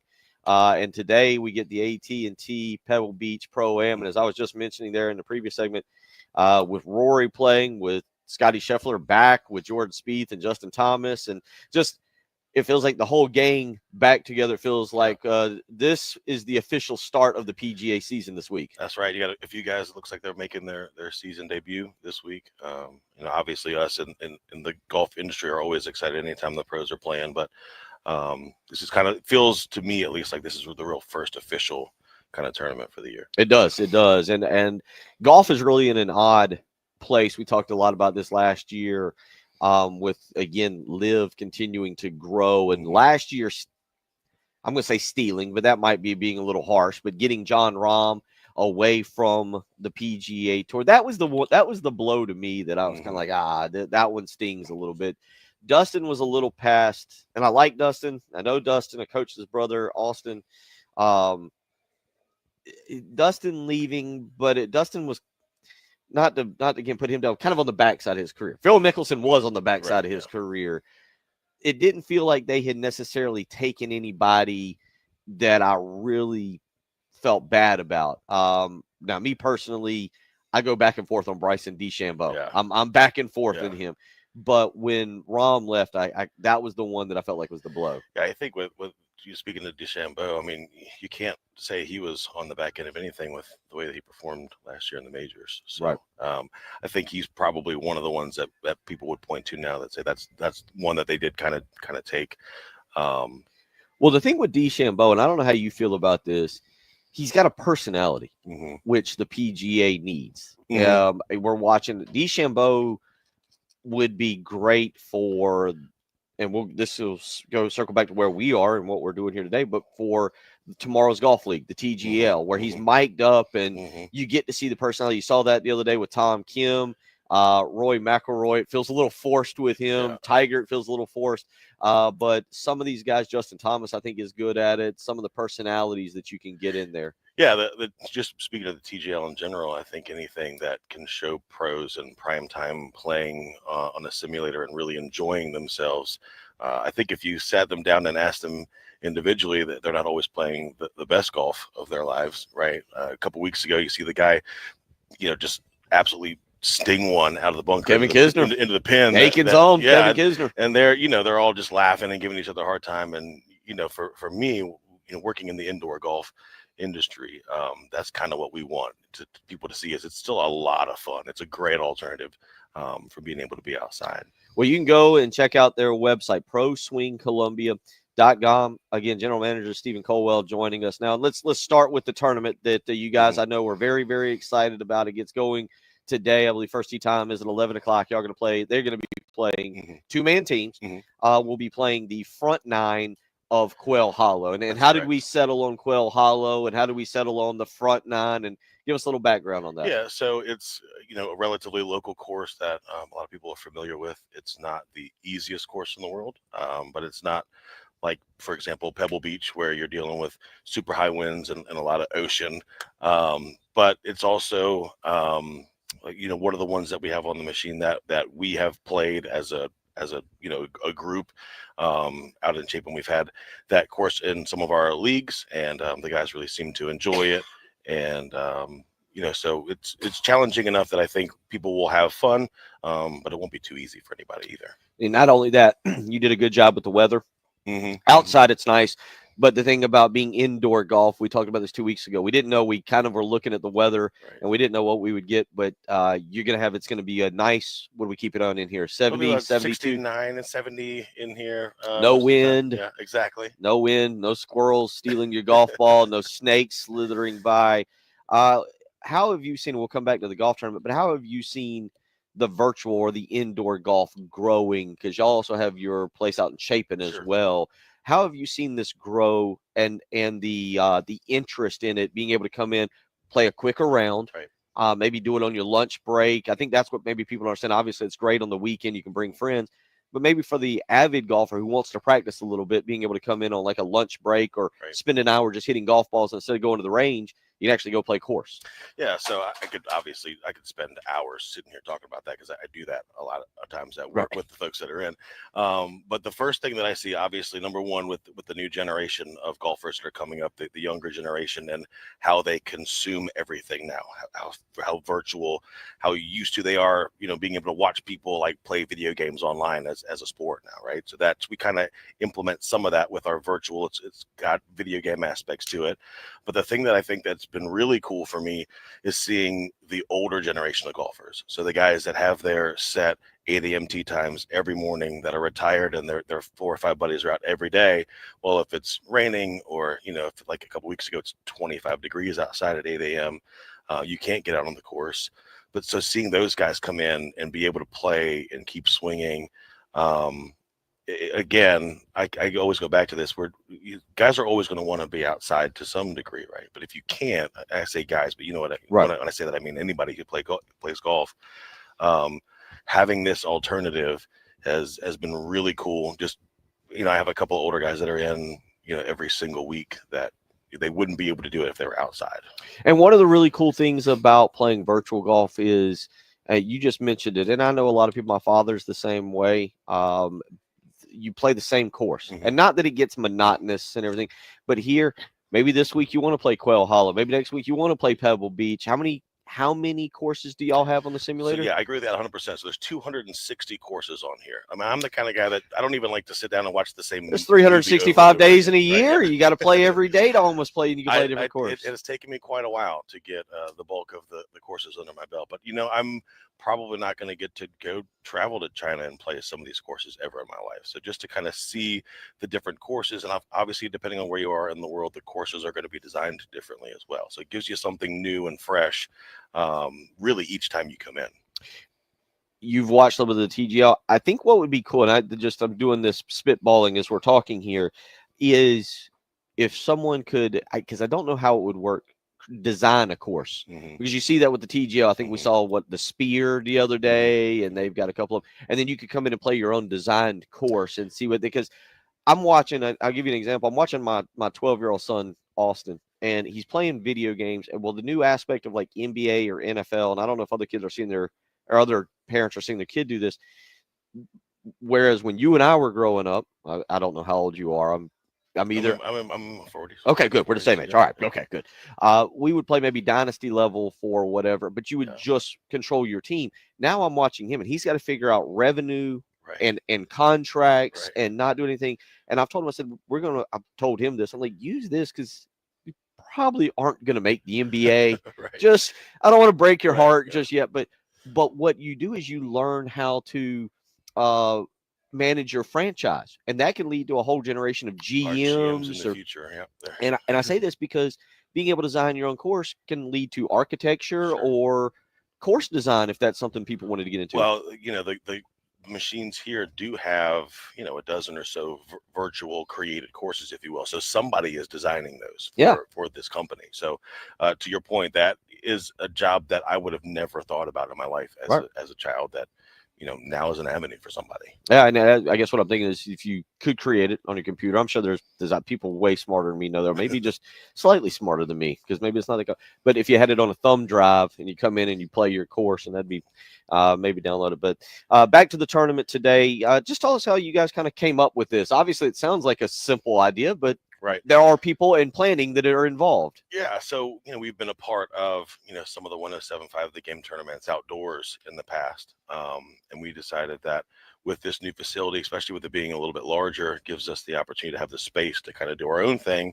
But we realized, on a Thursday and a Friday, maybe not everybody can get out of work for 4 or 5 hours to go play around the golf. So, we can present the opportunity to come in and play 9 holes. You and a buddy, or even if you have 2 groups of 2 playing on the same machine, can get through those 9 holes in a couple of hours, and you can get on with your day, right? So you don't have to dedicate. For some folks, it's hard to get their significant other to let them out of the house for 4 or 5 hours, especially in the evening. Maybe it's kids' bedtime, but if you're like, hey, I'll be back in 2 hours, it's like, okay, we can let you do that. So, but yeah, we just wanted to provide again an opportunity for ourselves to introduce ourselves to the community, for people to come in and kind of see what it is that we do, and hopefully have them fall in love with the place and come back and see us. Well, it's definitely something that's growing in popularity. I know there are other places around, but you mentioned the one in Chapin, and this one's phenomenal. 4 different bays. What stands out about Pro Swing and why you need to come and visit here is the technology. You were telling me, I can't remember if we were talking on air or off air last time, but I believe it's this bay right here in front of me that has the latest and I'll call it the greatest technology in terms of your stance has moved, the fairway and the rough. It's not like just going and hitting off a mat at a driving range. Yeah, so obviously there are other golf simulator companies out there in the world, and there are other business models that kind of are central around that. The one thing that we kind of hang our hat on here in this area is the machines that we have are the only ones in the area that are of this brand. So these Golf Sun machines, it's a Korean machine. It's the only machine on the market that has the articulating swing plate. To the point you just made a minute ago, as a dealer of these machines as well, we're able to get the brand new 2Vision NX machine that Golf Sun just released in November. It is kind of the older version, but on steroids, right? So it's got the Unreal 5 engine on it. So it's like one of the latest and greatest gaming engines that you could possibly have. So everything graphically looks better. Everything processes faster. The loading screens are faster. And of course, Golf Sun has taken feedback from the other machines and things that people maybe wanted to see or improve, and they've kind of added all those things into it. So it's a fantastic upgrade. And we're really, really happy to have it. Stephen Colwell, general manager here at Pro Swing, joining us this morning. Just a few more minutes here. One other thing that you can do, I know you guys were discussing it. You had to be here at 6 a.m. with us. Here at Pro Swing, y'all are having leagues. You're having other tournaments. This is just what we're doing this week, today, tomorrow, and Saturday is just the beginning for what you. It's another thing about Pro Swing that really stands out, because it's not just come and play. You guys are going to be having more events, and again, as I mentioned, leagues and weekly tournaments. Yeah, again, the great thing about this space, and not that the other space is bad, it's just smaller, right? So we can't hold quite as many three. folks, Is it 3 bays or 2 bays? 2 bays. Yeah. We were there once. I could remember. But yeah, so we'll hold leagues starting actually this coming early March. But we'll have anywhere from 10 to 30 people potentially that are in the league, and we'll run those leagues for 9 weeks, and each week will be a different course, different settings. So just kind of like you would see a season in any other sport. You kind of play everybody in your group, and then we would move to playoffs, and then we have a monthly tournament every single month that gets loaded on the machine. As long as you have the app downloaded on the machine, you can log in and play. We reward prizes for the top couple finishers in those as well. And that could actually crosses between both locations now. So it just gives you an additional way to compete and play inside. Stephen, we appreciate it. Thank you for having us. We'll be back being here again. Be back tomorrow and we'll hang out. So Stephen Colwell, general manager here at Pro Swing, 4708 Forest Drive, where we are hanging out. We'll come back, get into a little more football. Josh Harris set to join us at 8:30 this morning as well. You're listening to the early game. Thank you, my friend. Good.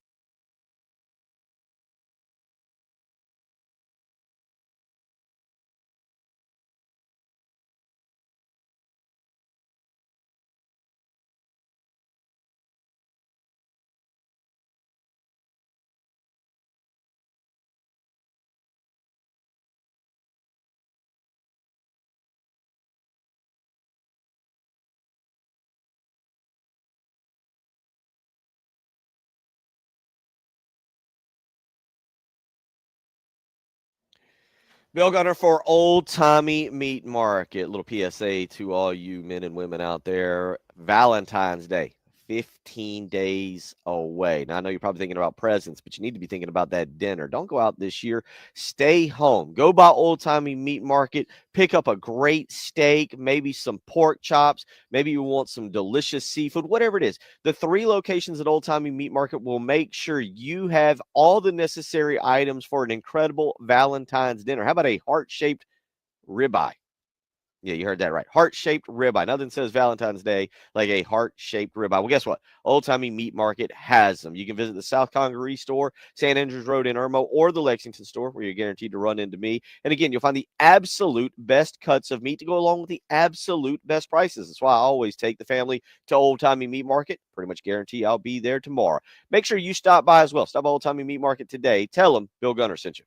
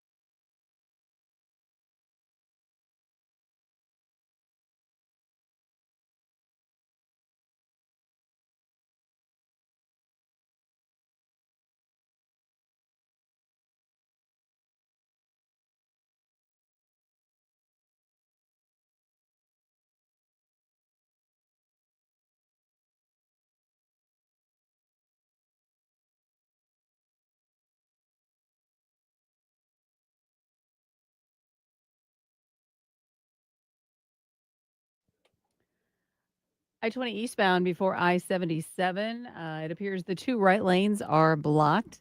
Also, stop and go traffic continues Highway 378 between Pineview and Fort Jackson Boulevard. Have a report of a tie-up Boston Avenue at Highway 302. Colonial Drive at Hardin. Fernandina Road at St. Andrews Road, also an accident there. So be careful out there if you would. Hope your morning goes well. 67 for the high, overnight low 49. Tomorrow up to 76 with some afternoon or evening showers possible, but that'll get cleared out for the weekend. Saturday 68, Sunday 64. We get into the 70s to start your work week. 39 right now on the early game.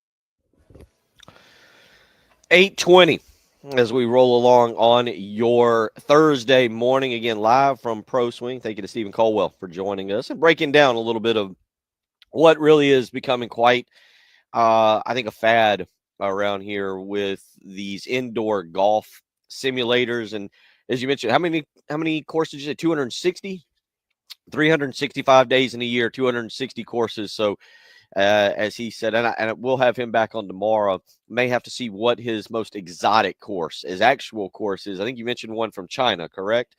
So yeah, so you can come, you can play 260 courses.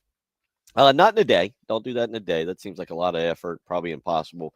But a lot of fun here. 4708 Forest Drive over here in Columbia. And again, they've got their inaugural Pro Swing Golf Classic taking place today, tomorrow, and Saturday. But even if you're not playing, come by and hang out. Check out the joint. See what it's all about. Check out and ask some questions. Don't be afraid to ask some questions, and maybe even hit some golf balls and hang out with all of us, as we'll be broadcasting from here all day, 6 a.m. to 6 p.m. Today and tomorrow. And really excited about that and really having a good time as well. So again, even if you're not playing, if you're over on this side of town, you want to stop in, say hello, shake some hands, check out the venue, certainly would love for you to do that. 803-404-6100. We talked a little bit about this yesterday. Jeremiah Donati, new athletic director at the University of South Carolina. He's now been on the job for 30 days. Today's day 30 for him.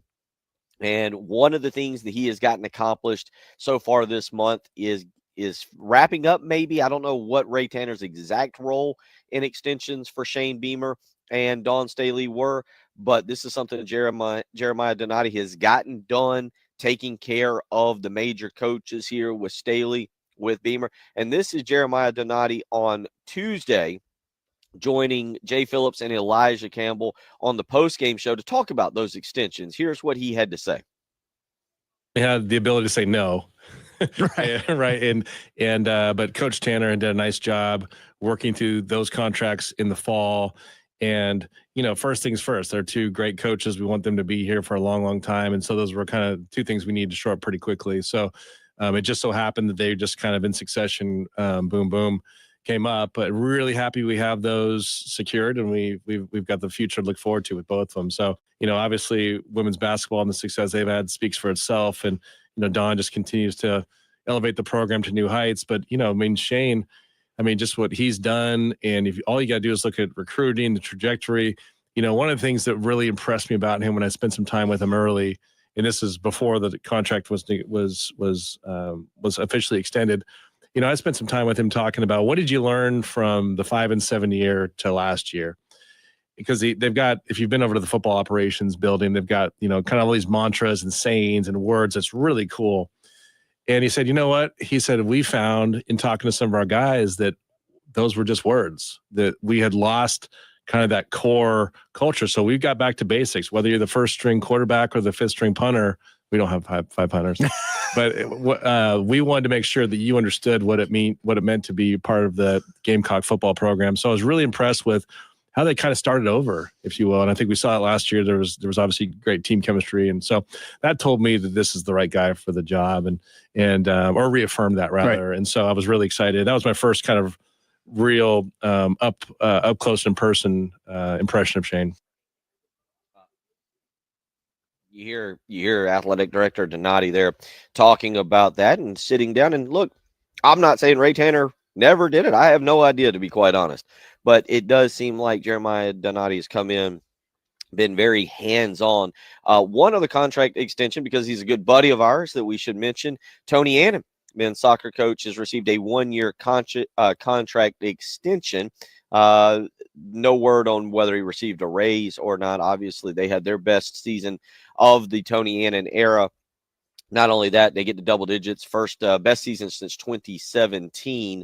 So Annan under a new contract, or an extended contract now through 2026. So you've seen Jeremiah Donati be able to come in and do a lot of great things so far. And I think the key that most fans would say is, hey, let's lock up Dawn Staley. Whatever she needs, whatever contract is important for her, her career wraps up at the University of South Carolina, not in the WNBA, not at another college, not somewhere else. When she's ready to hang up the Gucci shoes and be done with coaching basketball, it's going to be at the University of South Carolina. So you got that taken care of. Number two, Shane Beamer. We addressed it yesterday. Shane Beamer right now there is no time in South Carolina's football history where coming out of year 4, the trajectory is higher for South Carolina football. Even under Steve Spurrier, if you remember year 4 ended up in an absolute disaster at the very end. Yeah, South Carolina made a bowl. They got curb stomped by Iowa down there. And if you remember in November prior to that bowl game, they went to Memorial Stadium, and basically Steve Spurrier went, hey, Dabo, you want a job? Okay, beat us up a little bit for 4 quarters, and then Clemson will give you the job. That was a very ugly noon rainy kickoff. There's a lot of questions about that. So even in year 4 under Steve Spurrier, things weren't exactly what we remember them during the 11-win seasons or the SEC championship season. Shane Beamer has it, and he gets rewarded as he should, $8.15 million with a $100,000 escalator over the next 5 years. So good job by Jeremiah Donati wrapping those things up. 803-404-6100. It is officially time. Jen, are you excited? I mean, level opening day in baseball, Bears opening day, South Carolina football opening day. Where does NASCAR opening day rank on your list? I don't know. It's pretty high up there because, again, it's the kickoff for a very long season. Once you get started, you're racing until the first weekend in November. So yeah, I'm looking forward to it. I'm very excited. Now, are you, before we get with Mr. Harris here in a few minutes, do you consider this weekend to be opening weekend, appetizer weekend? Or is it just like, okay, this is happening? There'll be a Bowman Gray Stadium this week. It's going to be a lot of fun, kind of a throwback, quarter-mile, asphalt, flat, oval, short track. I knew that all without having to look it up and read it. Yeah, you didn't sound like you read that at all. No, I think it's fun. It's like, oh my gosh, we're getting back on track. That's exciting. But then once you get to Speed Weeks, that to me is the most exciting. This is just sort of all right, we're getting warmed up. But the excitement comes when it's Speed Weeks for Daytona. And, of course, I know this, again, without having to look it up and read it. It is one of stock car racing's most legendary venues and is referred to as NASCAR's longest-running weekly racetrack. Yeah, there's a lot of history to it. I was watching something with it last night where there's a lot of people who race at that track, but I don't believe NASCAR's really been there. It's been, 40 years, 50 years, something like that. So been a while. It's going to be pretty fun. Been a while. We'll catch up with Josh Harris. Josh and Jen will chop it up a little bit. We get you ready for the Corley Pool Solutions Checkered Flag Challenge. No picks today, just previews, and we'll do that next with Josh Harris.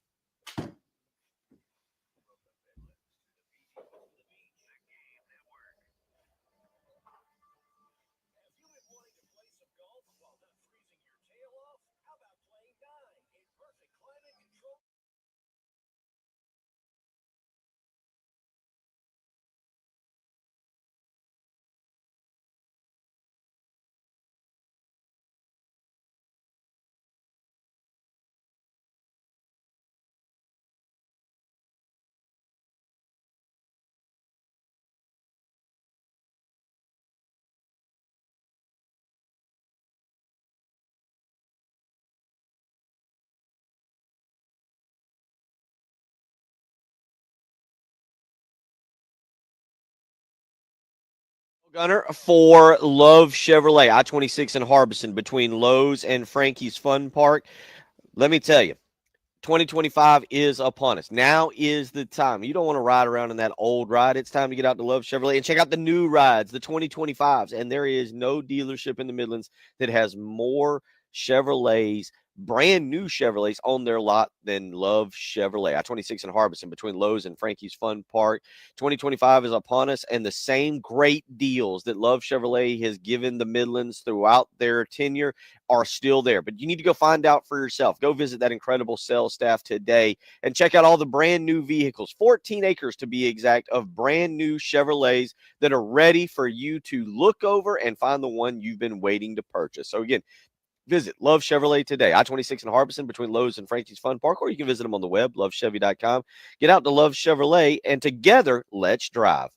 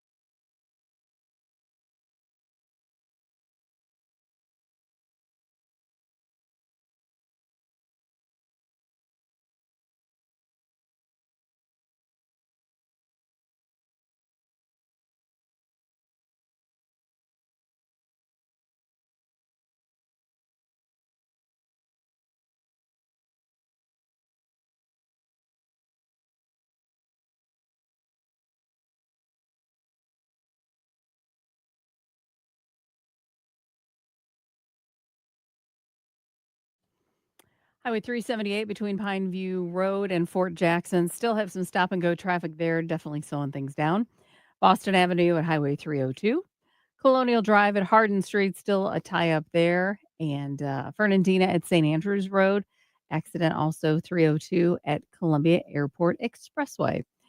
And that forecast looks pretty darn nice. We're looking for a high today of about 67. Clouds will be on the increase because we might see a little bit of rain tomorrow afternoon and tomorrow evening. But tomorrow's high overall 76 We'll be in the mid to upper 60s for the weekend before we hit 73 on Monday and may stay in the 70s for a few days next week. So welcoming more spring-like temperatures. But it's still kind of cool this morning at 38 on the early game.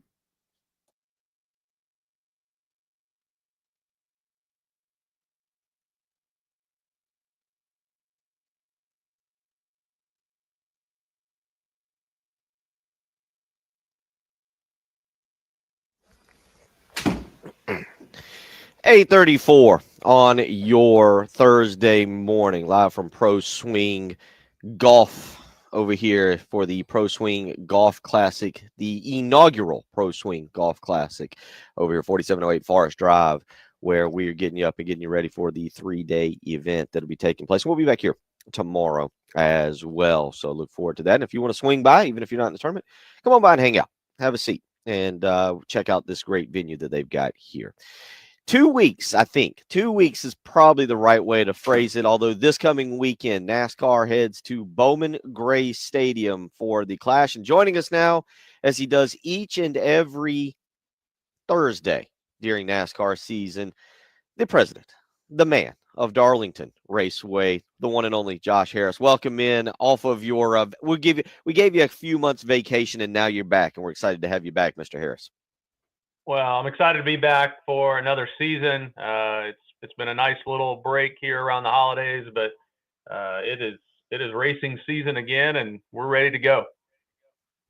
Well, let's start real quick with you. A little bit different format for you this year, and I know it's only year 2, so maybe it's not a big change. But the Darlington race has been moved up. We will be down there. I believe it's April 4th is a Friday that we will be venturing into your press box to hang out with you, or at least that we have. Is it the 4th? Am I right? Is that a Friday? Do we know? That's the a race Friday. is on the 6th. Okay, yeah, Yep. race is on Yep. the 6th. So that moves your timeline up a month from where it has typically been. What changes does that have on you? Well, I think for our team, it just accelerates our planning. We start working on 2025 back, in the fall of 24. And I think more than anything, as soon as we got back from our Christmas holiday break, we had our first staff meeting, I think on January 6th. And I told them then, I said, hey, we're 90 days away right now. And I think that kind of got everybody's attention of, oh yeah, moving up a month has real, impact to us. So more than anything, it just accelerates our planning period a little bit. Some of the things that we do around here to get the property ready, we'll do them a little earlier. But we've got a great team here. They're ready to go, planning for a great weekend. We'll have the NASCAR Xfinity Series on the 5th of April, and obviously the Goodyear 400 with the Cup Series. It's all throwback weekend, April 6th. So looking forward to it. I think for our fans, it could potentially be a little bit of a, just a little touch of spring weather compared to getting into the summer in May, and not having that conflict with Mother's Day. I think people appreciate that, to be able to have Mother's Day, because some of us have had to make the choice. Am I going to be at the track or be with kids? And depending on, how the kids act, sometimes maybe going to the track sounds better. But overall, I think it's going to be a nice thing. And it'll be curious to see how the weather impacts the racing too. Yeah, I'm excited. We're fitting into this nice little window right before the Masters, right before PGA kicks off in South Carolina down in Charleston. We won't have a conflict with the PGA event in Myrtle Beach. So things that we can, support from a sports perspective within the state and in the region. And I'm excited that we'll get a chance to be part of that early season, those storylines as the first, 8 to 9 weeks of the season unfold. Yeah, that you mentioned the April 5th, 6th weekend. By the way, 75th anniversary of the official throwback weekend of NASCAR. That's pretty cool. Anything lined up specific for the 75th anniversary? Well, we're going to be celebrating the whole year, so it's kind of a steady campaign, so to speak. We're working on several events outside of race time, outside of race weekend. Working with the Hall of Fame on an initiative. So more to come on some of those things as we get dates nailed down, but excited to find ways not only here at the racetrack around our race weekends to celebrate our anniversary, but also take that message and spread it around the Carolinas. You can go to their website as always, darlingtonraceway.com. You can start purchasing tickets right now. It's right there in front of you. Buy now or explore ticket options. You can go and make that purchase right now. And also on the website, front page, there's a Daytona 500 watch party coming up February 16th, and you can get a part of that. So let's focus in. I know you and Jen I'm as well excited, but Jen, what are you most looking for here in 2025? Oh gosh, there's a lot of things coming up that I think are going to make the season overall interesting. I think that midseason tournament is kind of a fun idea where narrowing down the fields, kind of like a March Madness of sorts. 32 to 16 and all of that. So I think that tournament is going to be kind of fun. I think the Daytona 500 in general is going to be kind of fun because you have some drivers like Elio Castroneves is going to hop in a car, and he's guaranteed that he'll go through the qualification process just to see where he can end up starting. But because he's been given the world-class driver provision, he is automatically in. So we could end up having 41 cars in this race. But you've got Jimmy Johnson is looking to try to race, Martin Truex Jr., even though, he is recently sort of retired. I think there's just a lot of elements that are going to make the 500 really kind of exciting this year. Josh? Yeah, I would agree. I'm really looking forward to the 500, but I'm really also looking forward to just, this weekend at Bowman Gray Stadium with the Cookout Clash starting things off. We've been out in LA the last 3 years with the Clash at the LA Coliseum, but now we're bringing it back kind of home and really tapping into the history of the sport with Bowman Gray Stadium. So I'm excited to see all the action on track this weekend over there or up there. And then, like you said, getting into the Speed Weeks, Daytona 500. Excited to have some new broadcast partners through the middle part of the year with Amazon Prime and Warner Brothers Discovery. So a lot of changes this year, some new teams, new faces in new places. So it's going to be a lot to keep up with. I definitely agree. Jimmy Johnson? Mm-hmm. Go ahead, Jen. Go. No, that's all I was saying is I agree. I think there's just a lot of elements to keep an eye up, lots of some rule changes and schedule changes and, like you said, broadcast partners. So I think there's a lot to keep people interested and definitely a lot for us to just plain keep up with. But I love the change for where the Clash is going to be this year. I just think it's taking it all back to kind of the roots of NASCAR. And I think it's just going to be a lot of fun racing. What does it mean? This was announced Monday. Jimmy Johnson, now majority owner of Legacy Motor Club. Josh, I'll start with you. Is this news? Is this important? Or does it mean not much? Well, not having all the knowledge of the inside workings of Legacy since Jimmy came on board as a part of that ownership group, I do know, he's been involved with a lot of the decision making, and initially that was a partnership between him and Maury Gallagher. Richard Petty and the Petty Enterprises have been part of that team, and I think regardless of the amount of financial support in the name, I think Richard and Petty will still be involved. But I think this really gives it's two things. One, it's private equity coming into the sport in another way, which that I think that's a good sign for the sport. But then also it's Jimmy Johnson putting his stamp a little bit more on that team. And I think we all know Jimmy's success as a driver. We'll see if it can translate as an owner. It's not a short-term play for him. It seems they've really worked hard over there at Legacy in the first 2 years since he's come on board to make changes that not necessarily have paid off in the short term, so to speak, but I think they're setting them up for hopefully long-term success. And I think that's great for the sport if we can have a former 7-time champion step in to an ownership role and be successful. I can't disagree. And it's fun to see him try to get back on the track every so often too, just for a little extra fun. That'll be absolutely a lot of having fun. him as entered into the Daytona 500, and then I think he announced he'll also try to run the Coke 600 at Charlotte later in the year. And then aside from that, he's going to focus on being an owner. It'll be a fun year. As always, we will have our Corley Pool Solutions Checkered Flag Challenge, Josh. It'll be year number 2. So the question to you is, what did you learn in year number 1? Well, I gotta do better with my picks. That's what I got. That's what I learned. Now, I'm not going to give you all my secrets of how I've been studying and preparing over the off season, because that would be giving away my my secrets. So we'll see if my tweaks that I've made in the off season will come to fruition and give us off to a good start.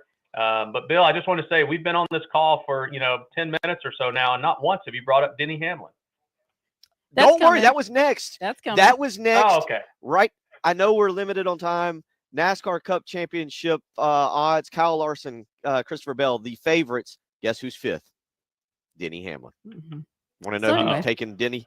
Want to know who's taking Denny Hamlin in Daytona in 2 weeks in the pick'em? You'll find out in 2 weeks, I guess, at the same time. Josh, we always appreciate it, buddy. I appreciate it, and looking forward to another season making picks. And just remind everybody to go out to darlingtonraceway.com. We'll see you here in April. Look forward to it. Take care. Josh Harris, Darlington Raceway president.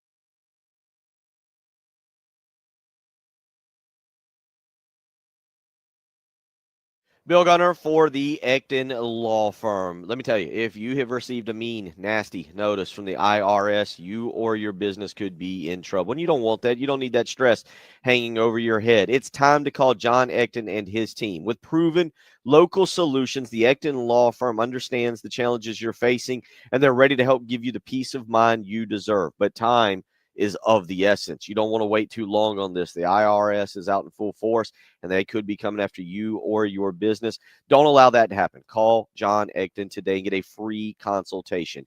803-771-9800. Again, that's 803-771-9800. That's how you can reach out to John Ecton and his team today, whether you're here in Columbia, Florence, Myrtle Beach, Aiken, Augusta, wherever you're at in this great state. John Ecton and his team are ready to help you, but it starts with a phone call, and you need to make it today to get that free consultation. 803-771-9800. Give them a call today. Tell them Bill Gunner sent you.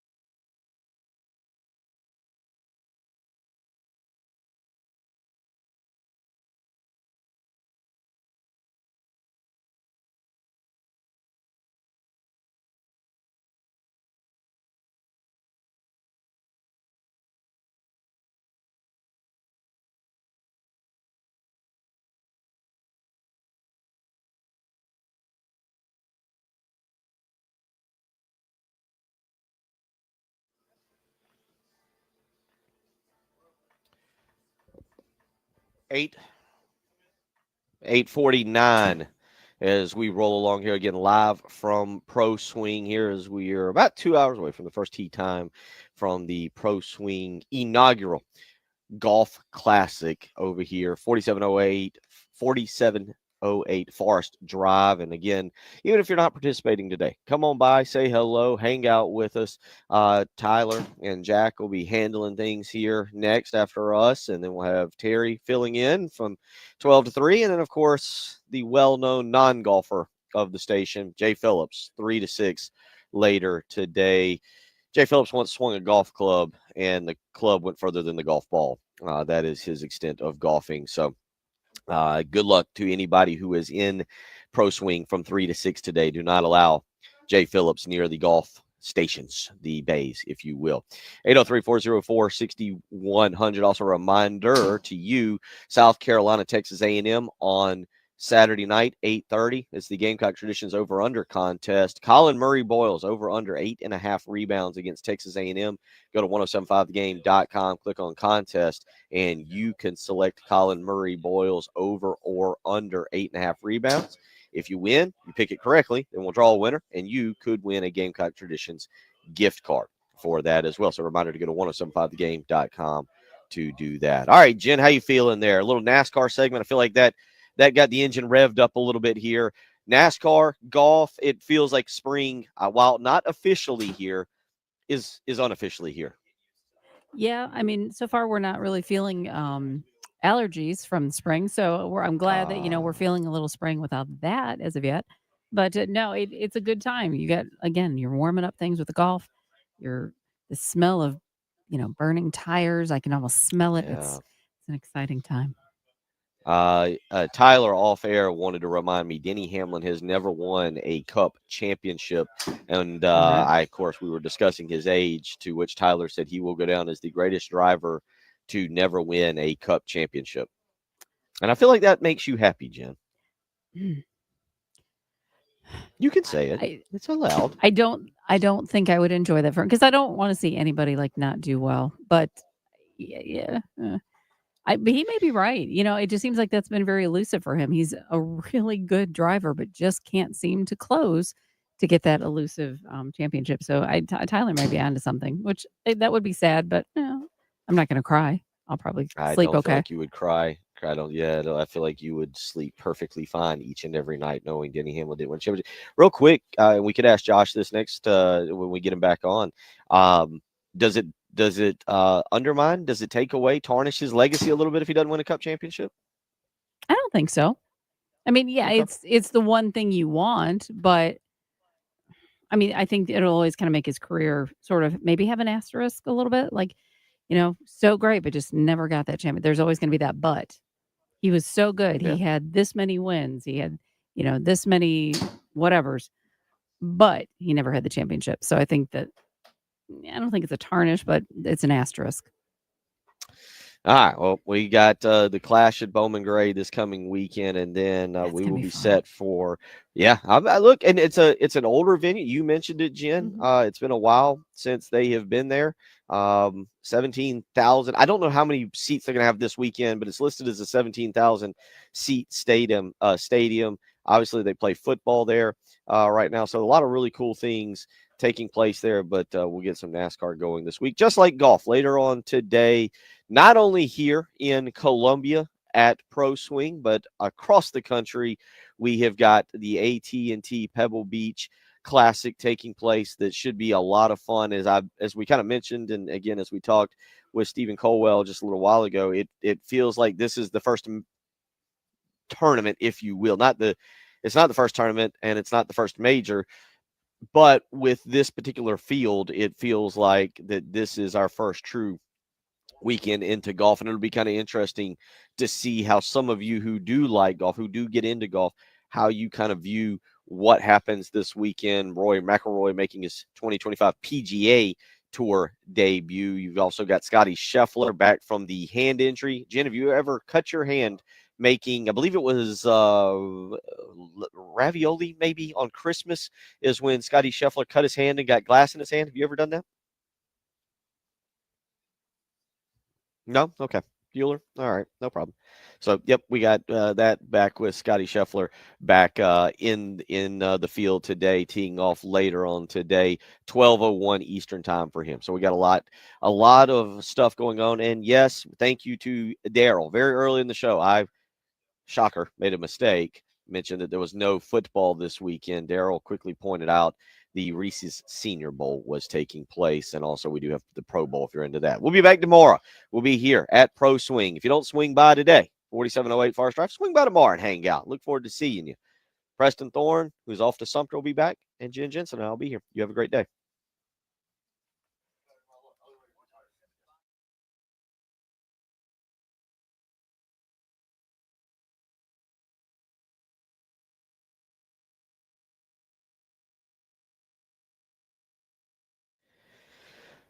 Bill Gunner for Mid-State Roofing, where for nearly 30 years they've been the leader in the roofing and waterproofing industry. And it's that proven history that is your assurance that they'll get the job done in a safe and pleasing manner to your operation. Because at the end of the day, keeping your operation, your home or your business dry is Mid-State Roofing's goal. And they want to help you with a maintenance contract to do that. 24 hours a day, 7 days a week. Mid-State Roofing has an on-call technician or a Mid-State Roofing employee ready to take your phone call.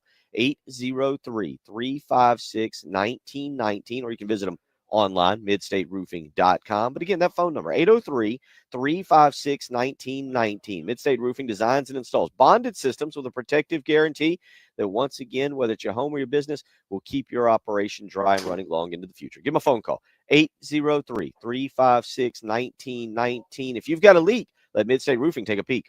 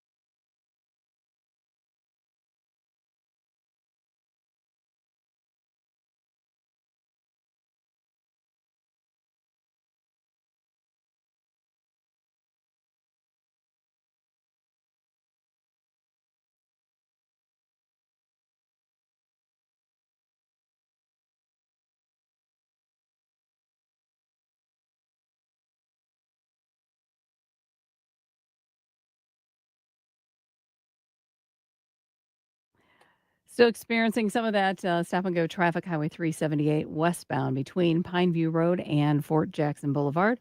Boston Avenue at 302, still an accident. They're working. I-20 westbound after Bush River Road. Highway 302 at Columbia Airport Expressway. Fernandina at St. Andrews and Colonial Drive at Hardin Street. So do be careful out there this morning. If you would, hopefully things will improve out there on the highways. And weather-wise, things are improving. 67 is where we'll end up today.